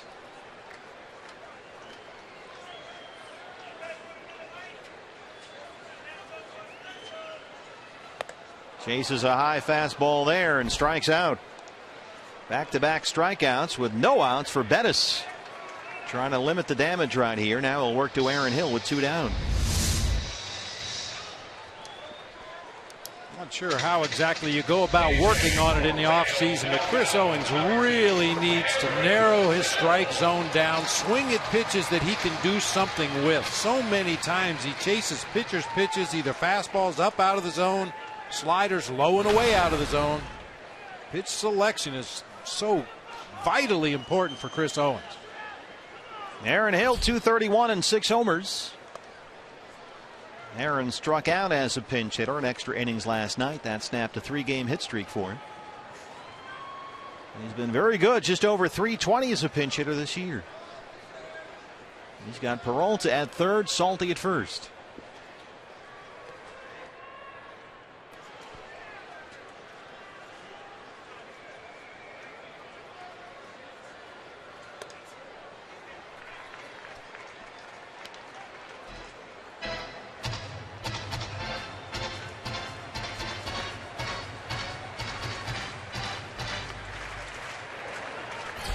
David Hernandez warming up in the Sanderson Ford bullpen.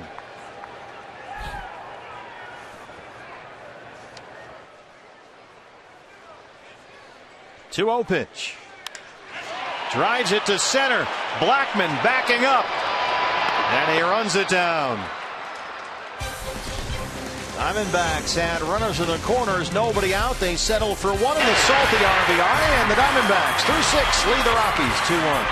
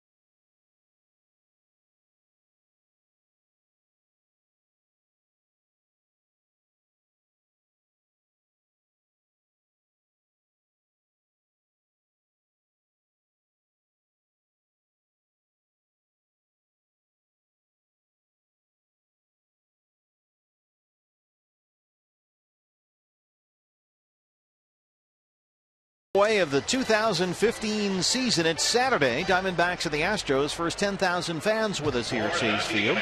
Get this Los D-backs soccer jersey courtesy of Pepsi.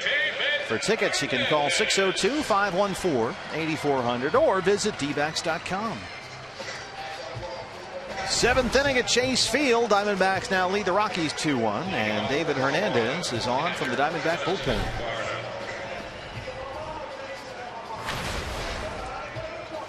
David's 39th appearance of the year. He'll work to the lower portion of the Rocky order. Dustin Garneau, the rookie catcher, the 8-hole hitter, will lead it off. After that, the pitcher spot, then the leadoff man, Charlie Blackmon. Looks like Daniel Descalso. Yep, Daniel Descalso is in the on-deck circle, so he will hit for the pitcher, Bettis. Garneau was flied out. He was walked intentionally, 0 for 1.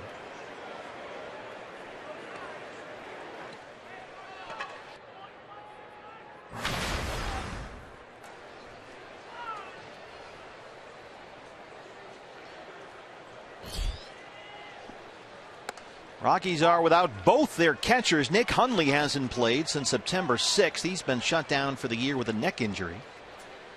They lost their backup, Mike McHenry, in August. He had season-ending knee surgery. They have Garneau and the rookie who started last night, Tom Murphy, who they like a lot. McHenry says he would love to be back with the Rockies next year. They have another year of Hundley on his deal. They have the 2 rookies, so it's a little crowded back there in Colorado. That's not even counting Willeen Rosario, who's I was just going to say sort of in this nebulous space. I don't know what they're going to do with him. Here's Nick Hundley, the U of A Wildcat. Yeah, you were talking about Justin Morneau and his status with the ball club moving forward. Willeen Rosario could be a possible solution down there at first base. They like his bat a lot. Not so crazy about his glove anywhere on the field. He is, by all accounts, a very hard worker, Willeen Rosario. It's not for a lack of effort trying to convert him from a catcher into a first baseman. It's just there were times this year when opposing teams would just repeatedly bunt right at him, and it would quickly become problematic. He also had problems with relays and cutoffs, things like that. So he didn't really take to the position like a fish to water. Yeah, we've talked about that before. You know, that used to be the thing. If a catcher loses his legs, send him down to first base. If an outfielder loses his speed, can't cover the gaps anymore, move him into first base. There's a lot more to it than just running over to the base and catching a throw from one of your infielders. 3-2 on Garneau. David took something off nicely that time to get the strikeout.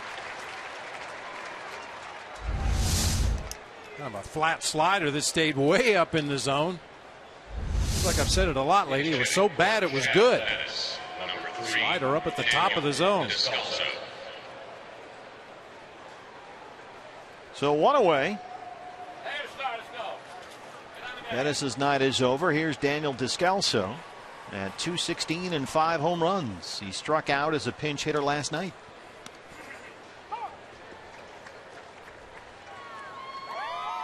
There's our selfie friends. I actually got a hold of one of the selfies, BB, and tweeted it out on the Twitter. So you get a sort of an idea of what we're up against here. I guess this qualifies as one giant selfie. Let somebody else take your picture. Shouldn't they be studying or something? You know, I was just thinking that.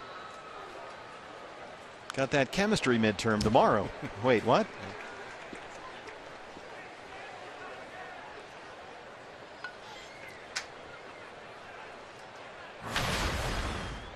I noticed that one of our camera guys got a hold of the selfie from one of the gals' phones. That's how we got it. Tweeted it out. Descalso shoots that one down the left field line. Peralta can't quite get there in foul ground. Now we'll check on David.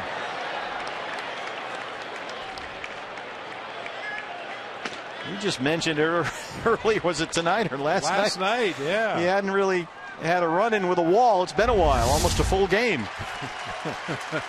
Yeah, he had several plays on that last road trip to the West Coast. Bam! Where he had to make similar plays right over against that side wall. And to the best of my knowledge, the wall is undefeated. Always is. Well, there was only one time that Rodney McRae. Oh, that's right, yeah. Ball that Chip Hale hit we talked about on the last road trip when he went through the wall. So still 0-2 on Descalso.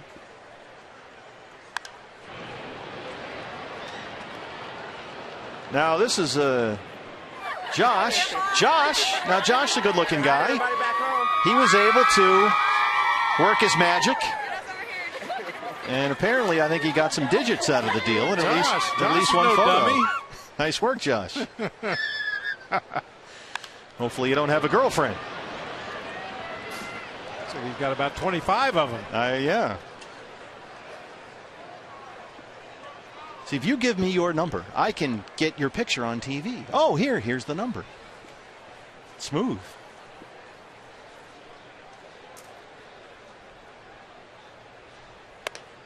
Fastball misses up 1-2.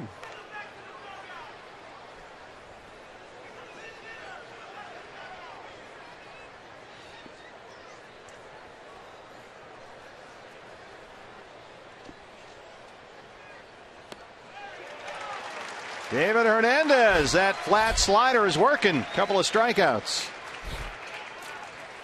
Better location this time. Starts it in the heart of the strike zone, breaks it down and in. Descalso swings right over the top. That Nice was pitch. filthy, yeah. Charlie Blackmon, the leadoff man. For the bullpen last night, Silvino Bracho came in. Worked out of trouble in the 8th, got 2 strikeouts in the 9th. Daniel Hudson was filthy last night, 2 punch-outs in the 10th. Delgado, couple of strikeouts in the 11th. And now tonight, Keith Hessler got a big strikeout of Morneau in the 6th. Hernandez has punched out the first 2 he's faced in the 7th, so the Diamondback bullpen in this series has been outstanding.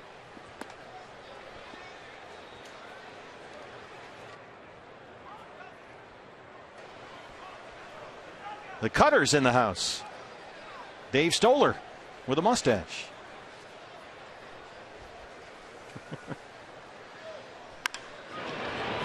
On a hop to CO. Nice work there by David Hernandez. We are stretching at Chase Field. Take your selfies. It's 2-1 D-backs.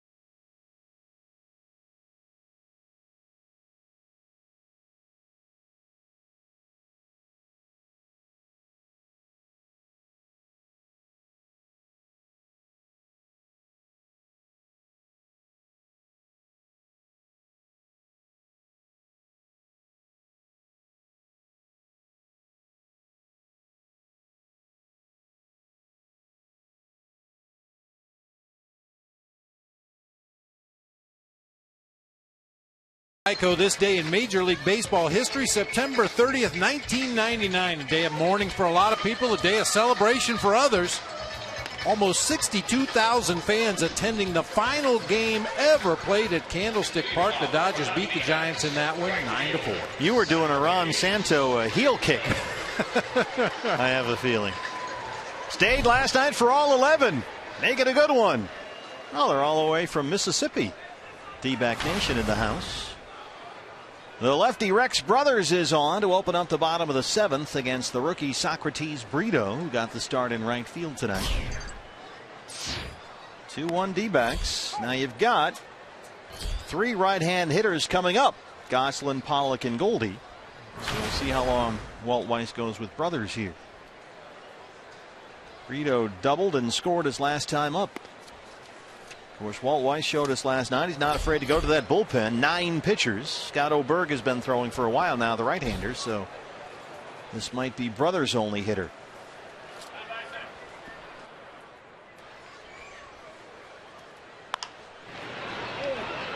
LeMahieu, 1 down. And sure enough, we're going to match him up here on September 30th. Pitching change back after this.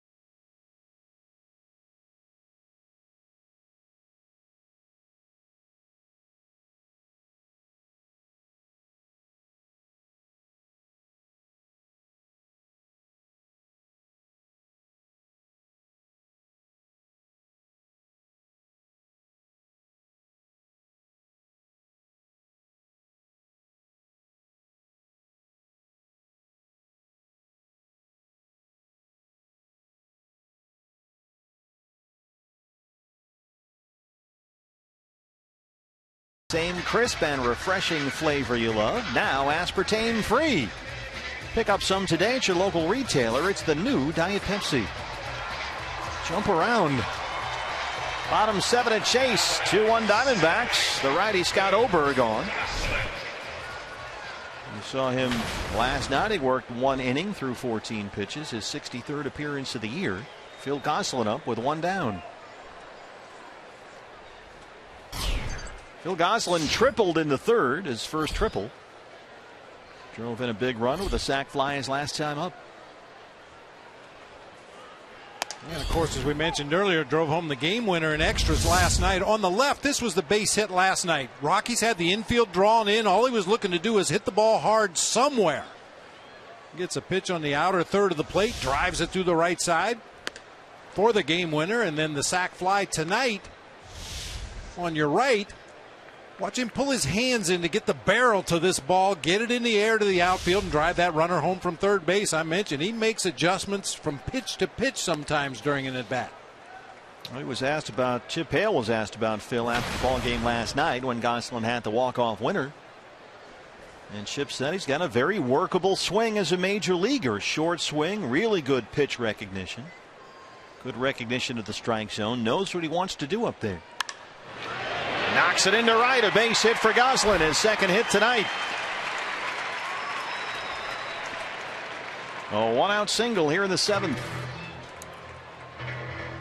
Center field, A.J. Pollock. Just a nice quick swing. Lets the ball get deep into the hitting zone. Find a way to get the barrel on the ball. Seems like such a simple idea, but so hard to do. A.J. Pollock 0 for 3. A.J. with 86 hits in the second half of the year. The only National League player with more hits since the All-Star break is Ender Inciarte. Ender not in the lineup tonight. Socrates Brito getting the start. There's Ender. We are told Ender got the night off. A little nagging bruise on his right shin. Suffered over the weekend at San Diego, so they figured why push it.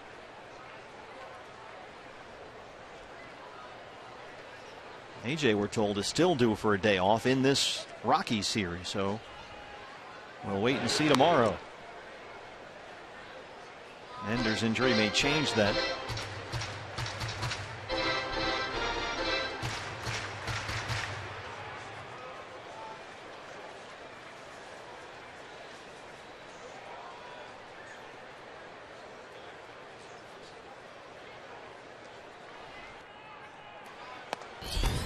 There's a strike, 1-1.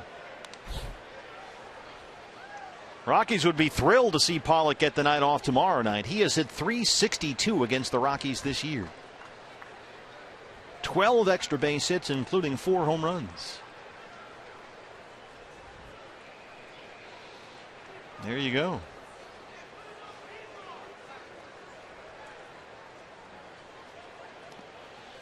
Bounce that one in the left-hand batter's box. 2 balls and a strike.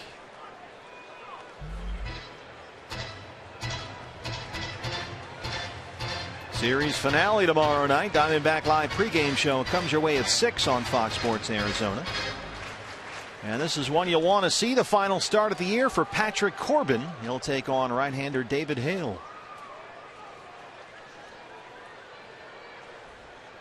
And the Astros are in for 3 starting on Friday. Final series of the year. Missed away again, 3-1.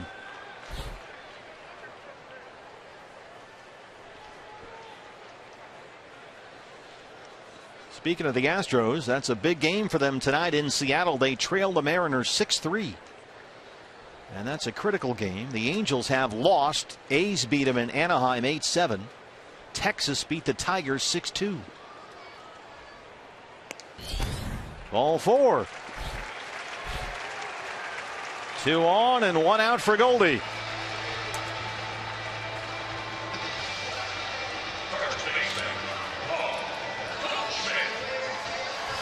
I don't have the heart to tell him it's upside down. Dude. He works so hard. Yeah, nice effort. Yeah, now he's not going to. Oh well. No, the guy in front of him. Oh, all right. Yeah, okay. Let's try that again. There you go. Nice work. We got great fans here at the ballpark. Give the assist to the guy in the red cap.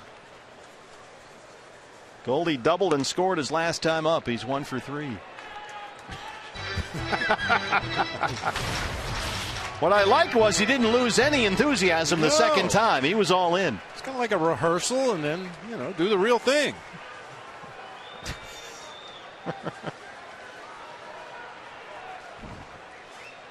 Decaf. You think?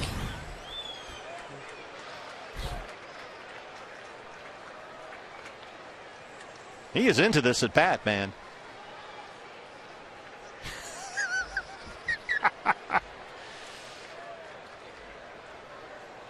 Gonna lay off the 5-hour energy. Well, I'll tell you what.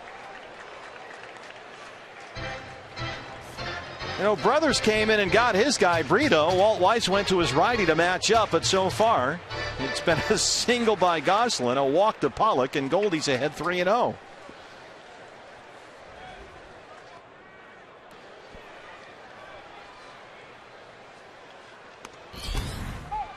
There's the 3-0 strike from Dan Isoni. Do that again. Just kind of guides one up here in the middle of the plate at 95. We'll call that guiding the ball, but we know Goldie can turn around 95.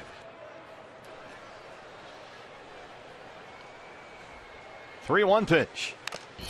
Just got a piece of it. Looked like that bit Dan Isonia back there.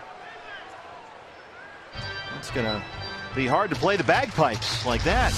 Dan Isonia, great bagpipe player. Off the side of Garneau's mask, and Dan Isonia takes the brunt of that one. Connecticut native Dan Isonia. You don't see a lot of umpires who play the bagpipes. No. Probably a good thing. We almost had a paper down there. We've got a paper down. 3-2.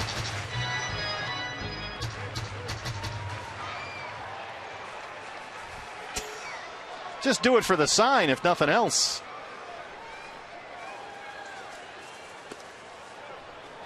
He walked him. The bases are loaded.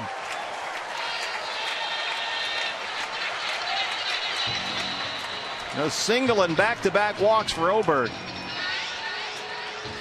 Friedrich has been up in the Rocky bullpen, so guess what we're going to do here? We're going to go to Christian Friedrich, the lefty, to face Peralta.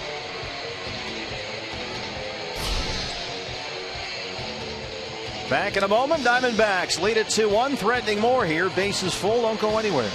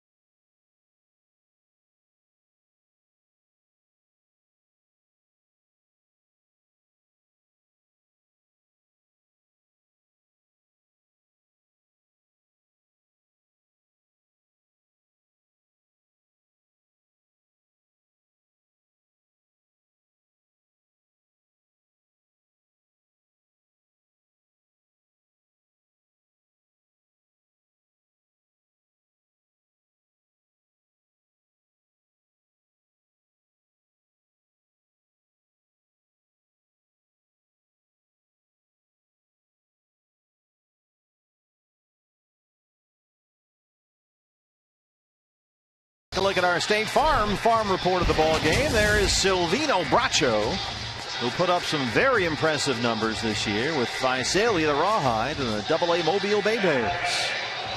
And he's done a good job here in his major league experience with the Diamondbacks. Well, here's Christian Friedrich, who gave up the walk-off winner last night against Phil Gosselin. Gosselin right now standing at third base. Bases full, one down for David Peralta. Phil Gosselin is at third. A.J. Pollock is at second, and Goldie aboard at first. Peralta having a good night. A double, a single, a walk. And he looks at ball one. In there against a left-hander this year. David, who hit 197 against left-hand pitching last season, in there at 250 versus lefties this year.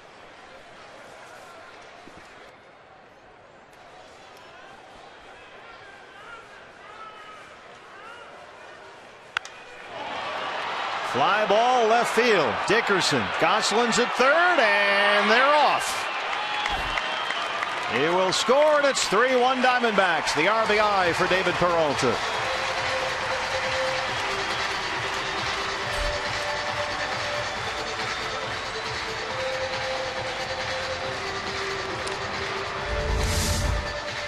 I think those numbers for David against left-handed pitching will just continue to get better and better the more exposure he gets to some of these lefties in the National League.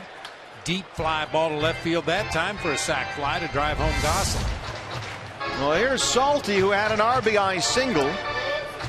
Batting from the left-hand side of the plate his last time up. He's 1 for 3. They'll flip him around now, and he'll bat right-handed against the lefty Friedrich.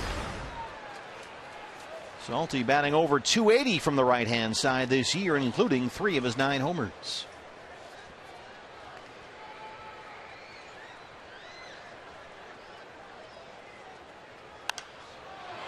Out of play.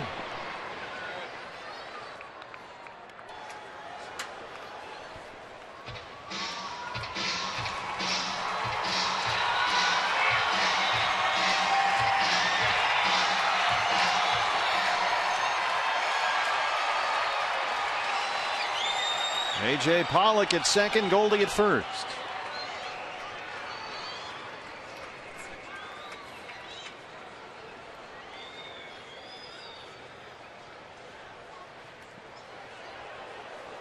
You mentioned Salty's base hit in his last at bat to drive home a run. That was the only hit the Diamondbacks have tonight with runners in scoring position. 1 for 8. They have out hit the Rockies 7-4. They lead at 3-1 and trying to get more across here. Here are the splits on Salty. 282 as a right-hand hitter. Diamondbacks down 1-0 with 1 in the 5th, 1 in the 6th, 1 here in the 7th.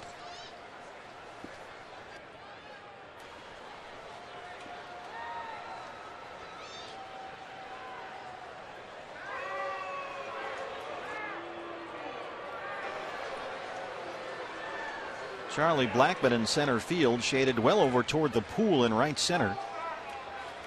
Even with Salty up there from the right-hand side.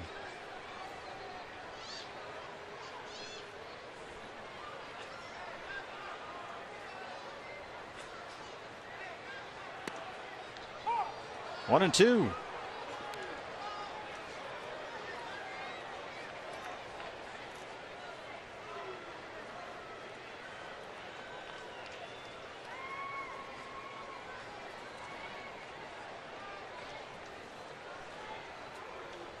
Getting hungry.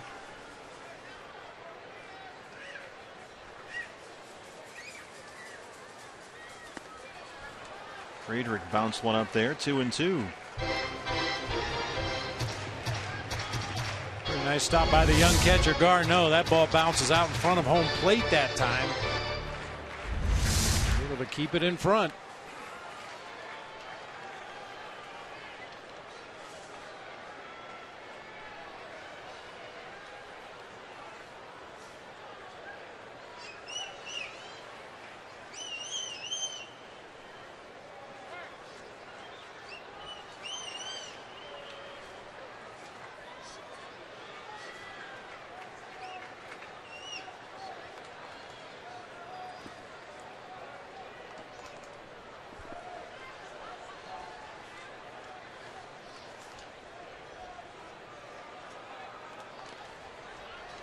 Again in the dirt. 3-2.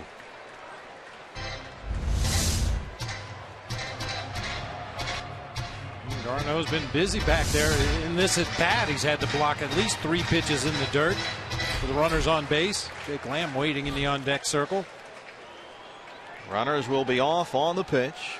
AJ from second, Goldie from first. 3-2, 2 outs. Andy Green ready at third. There go the runners. Just does get a piece of it.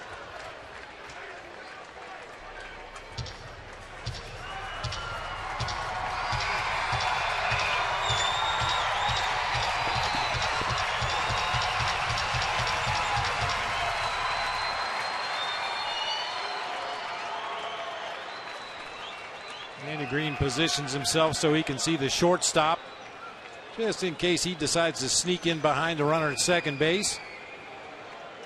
Looking at the pitcher out of the corner of his eye. It's in the dirt. That's the third walk in this inning by Rocky relievers, and again the bases are loaded.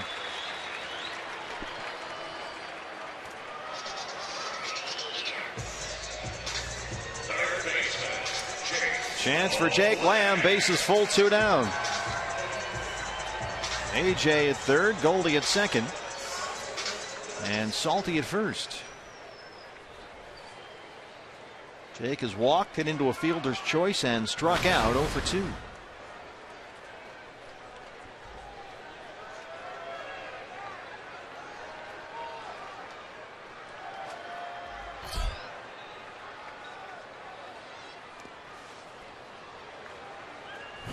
Boy, Garneau is earning his money back there in this half inning. Yeah, this is one of those half innings where you feel like firing the ball right back at the pitcher's feet.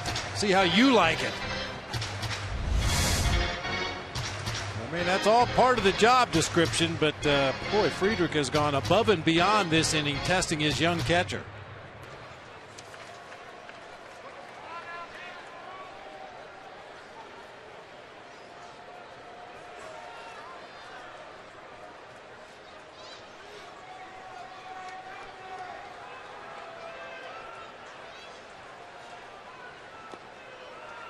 Down again, 2-0. Well, right now, I'm not so sure Friedrich could throw 3 strikes before he throws 4 balls in the dirt.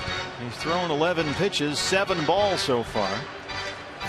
After Scott Oberg threw 15 pitches, only 5 strikes. And we saw Brooks Brown last night throw 13 pitches, 1 strike. What's going on in the Colorado bullpen?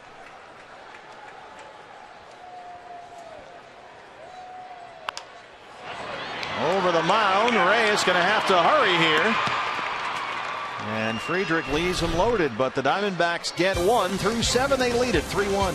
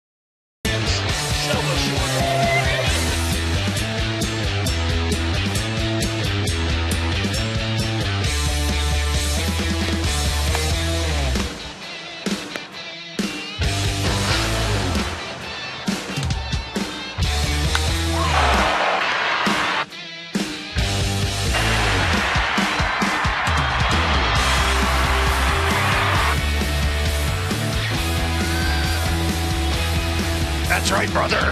That was the Cox Gig Life high-speed highlights. Our boy, fired up down there. The Gila River game summary. Chase Anderson, I tell you what, Bob, you talked about, did not have by any means great stuff tonight, but did a really good job of keeping the game close. The bullpen has done a brilliant job. David Hernandez back out there for the 8th. And it's a 3-1 ball game as Jose Reyes leads it off for Colorado. You got Cargo on deck, the left-hand hitter. Matt Reynolds is warming up in the Diamondback bullpen, so this might be David's last hitter here. Reyes has walked. He's 0 for 2.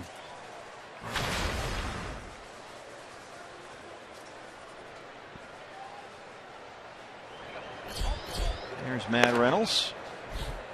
Matt threw 13 pitches last night, worked 1 inning. A bouncer to Lamb. It backs him up, turns and throws out Reyes. 1 down in the 8th. So we'll see if Chip Hale wants to match lefties here. Well, with nobody on base, he just may let David Hernandez roll here. Even if Carlos Gonzalez would happen to go deep, the Diamondbacks would still have a 1-run lead in the ball game, and then you would have your right-hander in there to face Arenado. So I think he's just going to let him try to roll right through Cargo here. And Cargo homered off the lefty Robbie Ray last night, his 40th of the year. He singled in the first tonight, 1 for 3.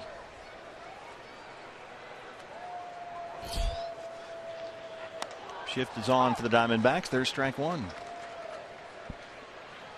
See Chris Owings all by himself on the left-hand side.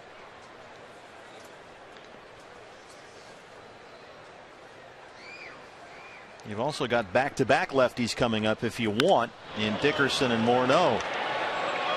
And it works. He sticks with Hernandez. He retires Gonzalez. 2 down in the 8th. 5 up, 5 down for David Hernandez. And here's Nolan Arenado.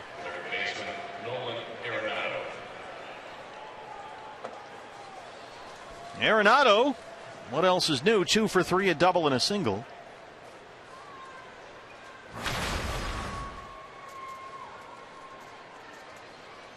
Arenado led off the 6th with a base hit. Ever since then, Diamondbacks relievers have recorded 8 consecutive outs. Hessler, Delgado, and Hernandez. After the bullpen was so outstanding last night. Ball 1.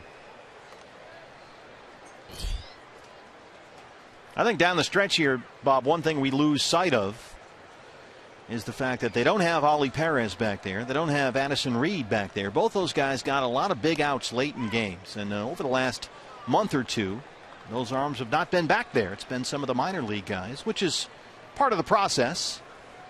But it also does impact the win-loss record. But valuable experience moving forward to next season and beyond. Addison Reed has been very good for the Mets, and Oliver Perez has been getting some big outs for the Astros as they try and hang on to a playoff spot. Right now, Houston losing in Seattle 6-3. And it's given guys like Silvino Bracho a chance to show what they can do. And a 4-pitch walk to Arenado. He's on board for the 3rd time tonight. Now you might see the lefty. Yep. Back-to-back, Dickerson, Morneau behind him, and sure enough, Chip Hale is going to go get Matt Reynolds.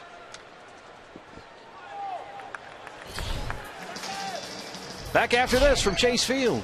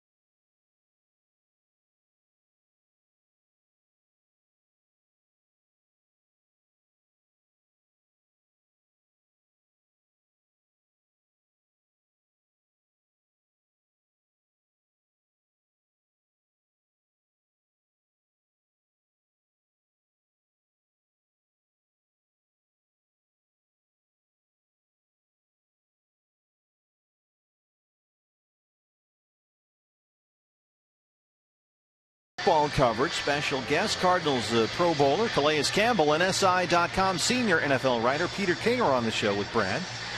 Tonight after the D-backs live postgame show right here on Fox Sports Arizona. The camera department says good luck to the Riggins. Yeah, Mitch and Karina. They're on. They're out of here.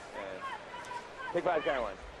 You can hear Mitch in the truck, our director, directing his final D-back game. They're off to the Pacific Northwest. Too much sunshine apparently here for him. Couldn't take anymore. Won't be a problem up in Oregon.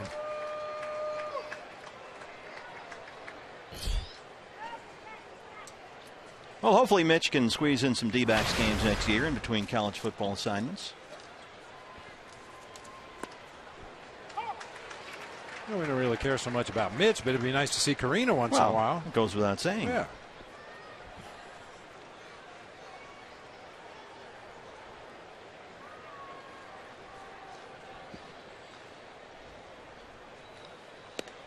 Boy, Corey Dickerson having a series he would like to forget. He is 0 for 9 so far. Reynolds comes in, gets the strikeout, sends us to the home half of the 8th. Diamondbacks lead the Rockies 3-1.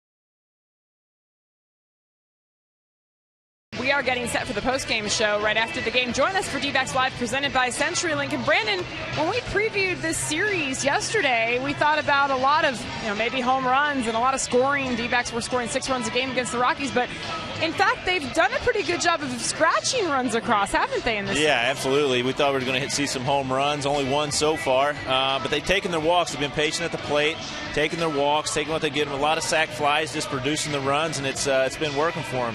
No question. All right. Brandon will also certainly break down Chase Anderson's outing here tonight. It's all coming up right after the game, guys. The right-hander Simone Castro on for the Colorado bullpen, and Chris Owings knocks one out to center. Charlie Blackmon may have injured himself there. Well, fortunately, looks to be okay. Got caught up in the turf out there in center.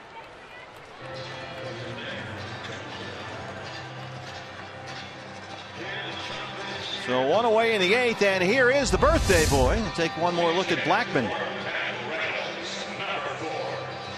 And right knee. And replace your divots. Jamie Romack, who's 30 years old today, will hit for the pitcher spot.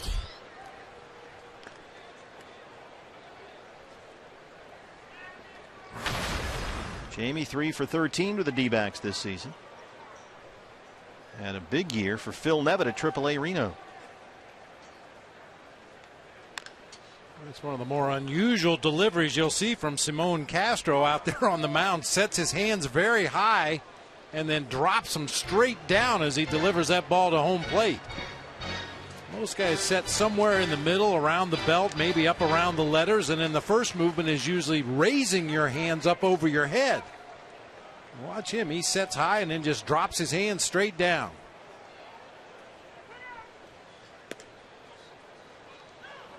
Castro, originally signed out of the Dominican Republic by the Padres in '06, was traded to the White Sox. Rockies signed him on a minor league deal last year, coming off Tommy John surgery. Romack, there's the birthday base hit. Reyes tries to make a play, but he throws it away, and Romack's aboard. He'll get second base. Happy birthday, Jamie Romack. Single in E6 puts Romack at second with one out.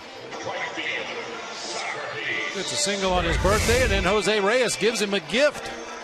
There's absolutely no reason in the world to throw this ball for the Rockies shortstop. Bobbled it, throws from his knees over everybody into the dugout. So an RBI chance for Socrates Brito, getting a start in right field.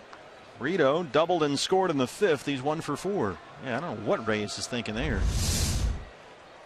Trying to make a highlight reel or two.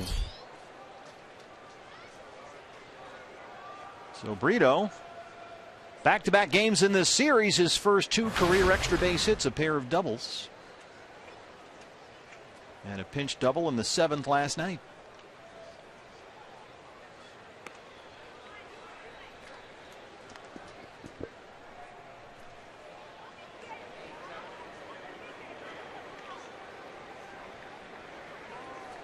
Brito, the Diamondbacks organizational positional player of the year. Aaron Blair was the pitcher of the year.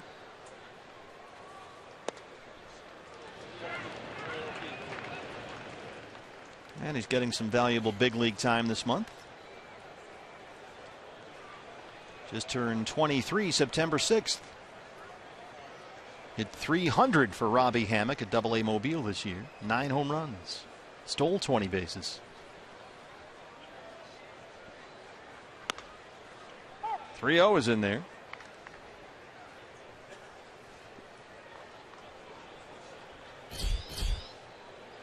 And a good night for Phil Gosselin after he hit the walk-off winner last night. A double, an RBI, a single, a run scored. Full count on Brito, 3-2.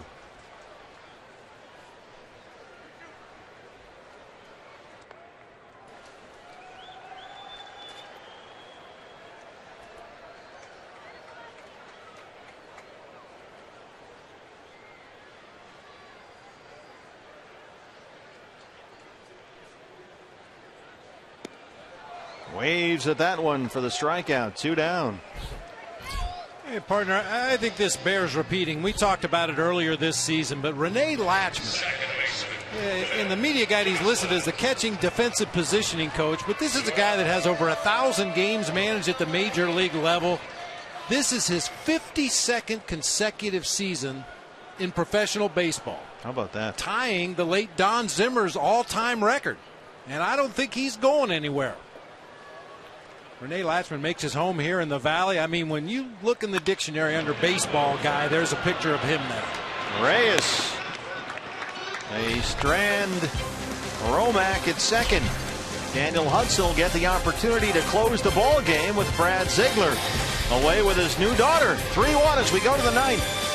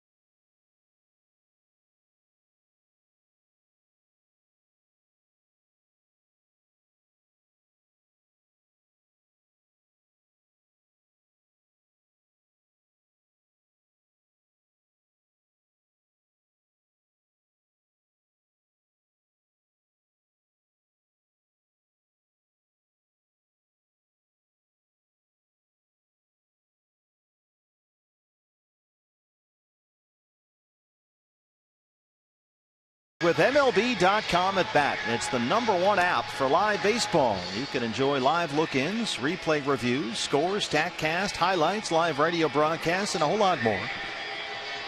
Right now, get the MLB.com at bat app. You'll be glad you did. 9th inning at Chase Field. Diamondbacks lead the Rockies 3-1. Our congratulations again to Brad and Kristen Ziegler. They are home in the Kansas City area. Their new baby girl, Lauren, born this week. And so Brad is not here. Daniel Hudson, who has 3 saves on the season, will get a chance to close this one out. He'll work to Morneau, LeMahieu, and Garneau, 6, 7, 8 in the Colorado 9th.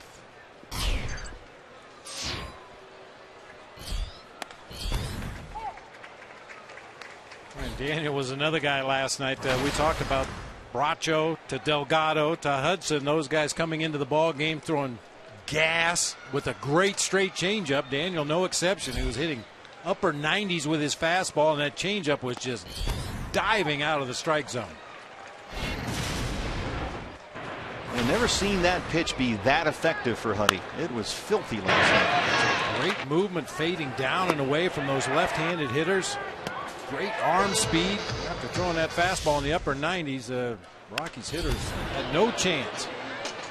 Coming with a straight heat here. Morneau gets a piece. It stays 0-2. Morneau tripled and scored in the second. He walked in the fourth. 1 for 2.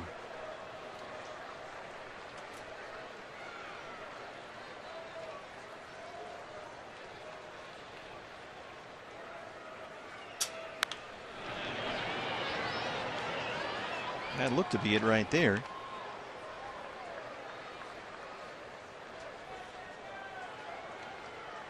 The changeup will drop down and away from the left-hand hitter. Morneau reaches down to stay alive. Yeah, if he scoots that ball out on the outside corner, he gets a swing and a miss right there, but it was over the middle of the plate and down. Morneau just able to get a piece. Doubles up on the change, and once again Morneau stays alive. Diamondback Live post-game show. Jody Jackson, Brandon Webb standing by. Reaction from the field and the clubhouse. Diamondbacks trying to clinch a series win here and stay on track to win out on this season to get to 81-81. The final climb of Mount 500.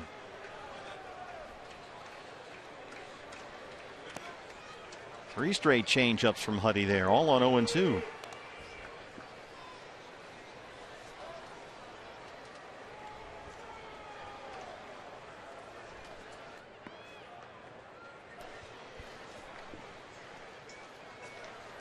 How about one more? There you go. Gets a piece. 4 in a row. How about that? Yeah. Now, do you think about elevating with a fastball here? Yeah, I mean, that's a thought. You're ahead in the count 1-2. You can afford to waste a pitch right here. Throw a shoulder high fastball at 96, 97. Just to give him a different speed and a different location, and then go right back to that changeup down and away again. Yep, coming up. Ooh, left it out over the plate at 97. Daniel worked a full inning last night in the ball game. 14 pitches, 10 strikes. But Morneau making him work here on 1-2. Trying to go up again with a fastball.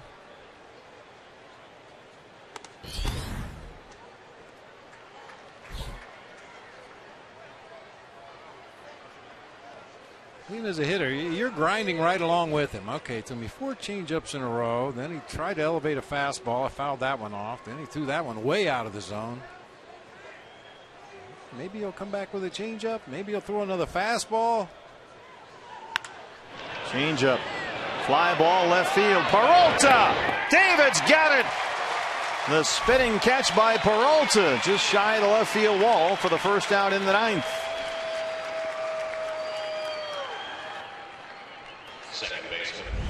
A 2-run game. Keeping runners off base is at a premium right now. David has to make an adjustment right at the end of his route there. Makes a nice running catch right in front of the wall. DJ LeMahieu Pretty good battle there between a guy that's on top of his game on the mound and a hitter that really grinded out an at bat there. 10 pitches, fouled off 5 pitches, ultimately lines out to left field.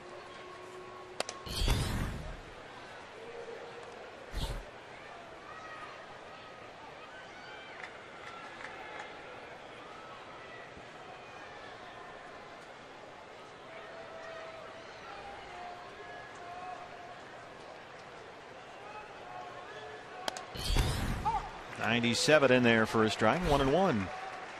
Daniel Hudson is getting close to Mike Fetter's territory. You know, he gets up there on the rubber and, you know, kind of focuses down at the ground, takes a deep breath, and then spins his head around to look at home plate. Not quite as exaggerated as Fett did, but very similar. Throws hard, too. 2 balls and a strike to LeMahieu. Yeah, Fett used to get into it, man. Oh, yeah.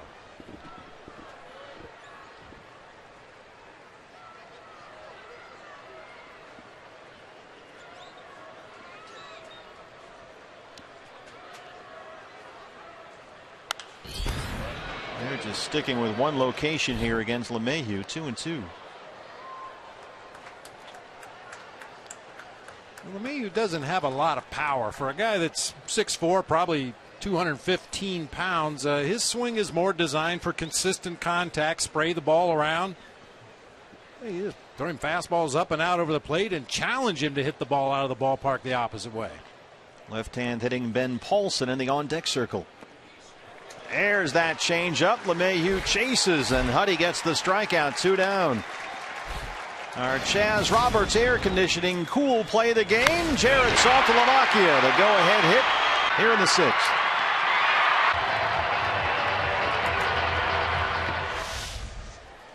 So Garneau, the rookie catcher, due up. We'll see Paulson here.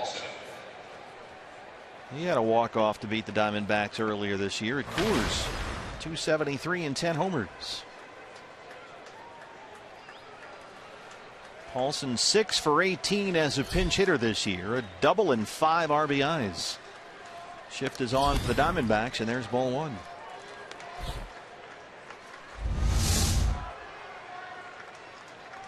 Great location. Started right down there by the knees. Looks like it's going to be a fastball at the bottom of the zone, and by the time you swing at it, it's in the dirt.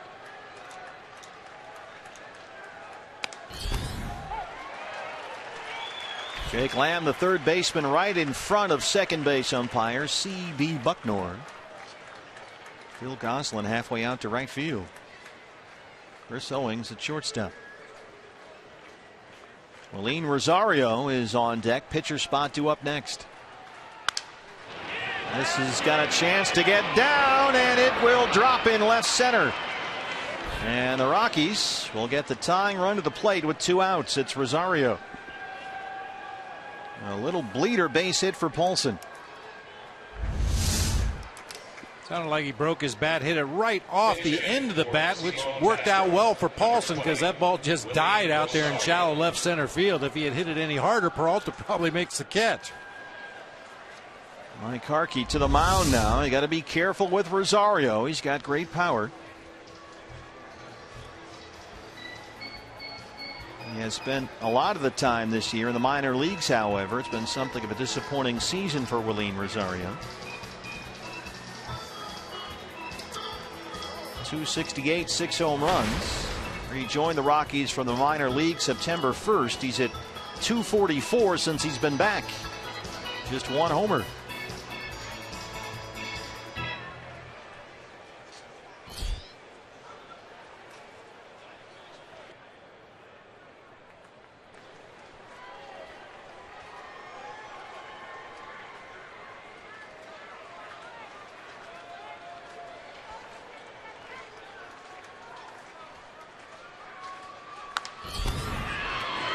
Huddy's on it, and he will take it himself to close out a 3-1 Diamondback win. Daniel Hudson nails it down. Another outstanding performance tonight by the Diamondback bullpen, and for the second night in a row, Randall Delgado gets the win. How about that? Boy, great effort tonight. You got to start with Chase Anderson. We've talked about it at length. Had nowhere near his best stuff tonight, but battled through 5 1/3, gave up only 4 hits and 1 run on a sac fly, turned it over to the bullpen, and they were nails once again. So Delgado back-to-back wins. That's number 8 for Randall. Save number 4 on the year for Daniel Hudson in lieu of Brad Ziegler. And the Diamondbacks clinch a series win. They'll go for the series sweep tomorrow with Patrick Corbin making his final start of the year. Diamondbacks now 12-6.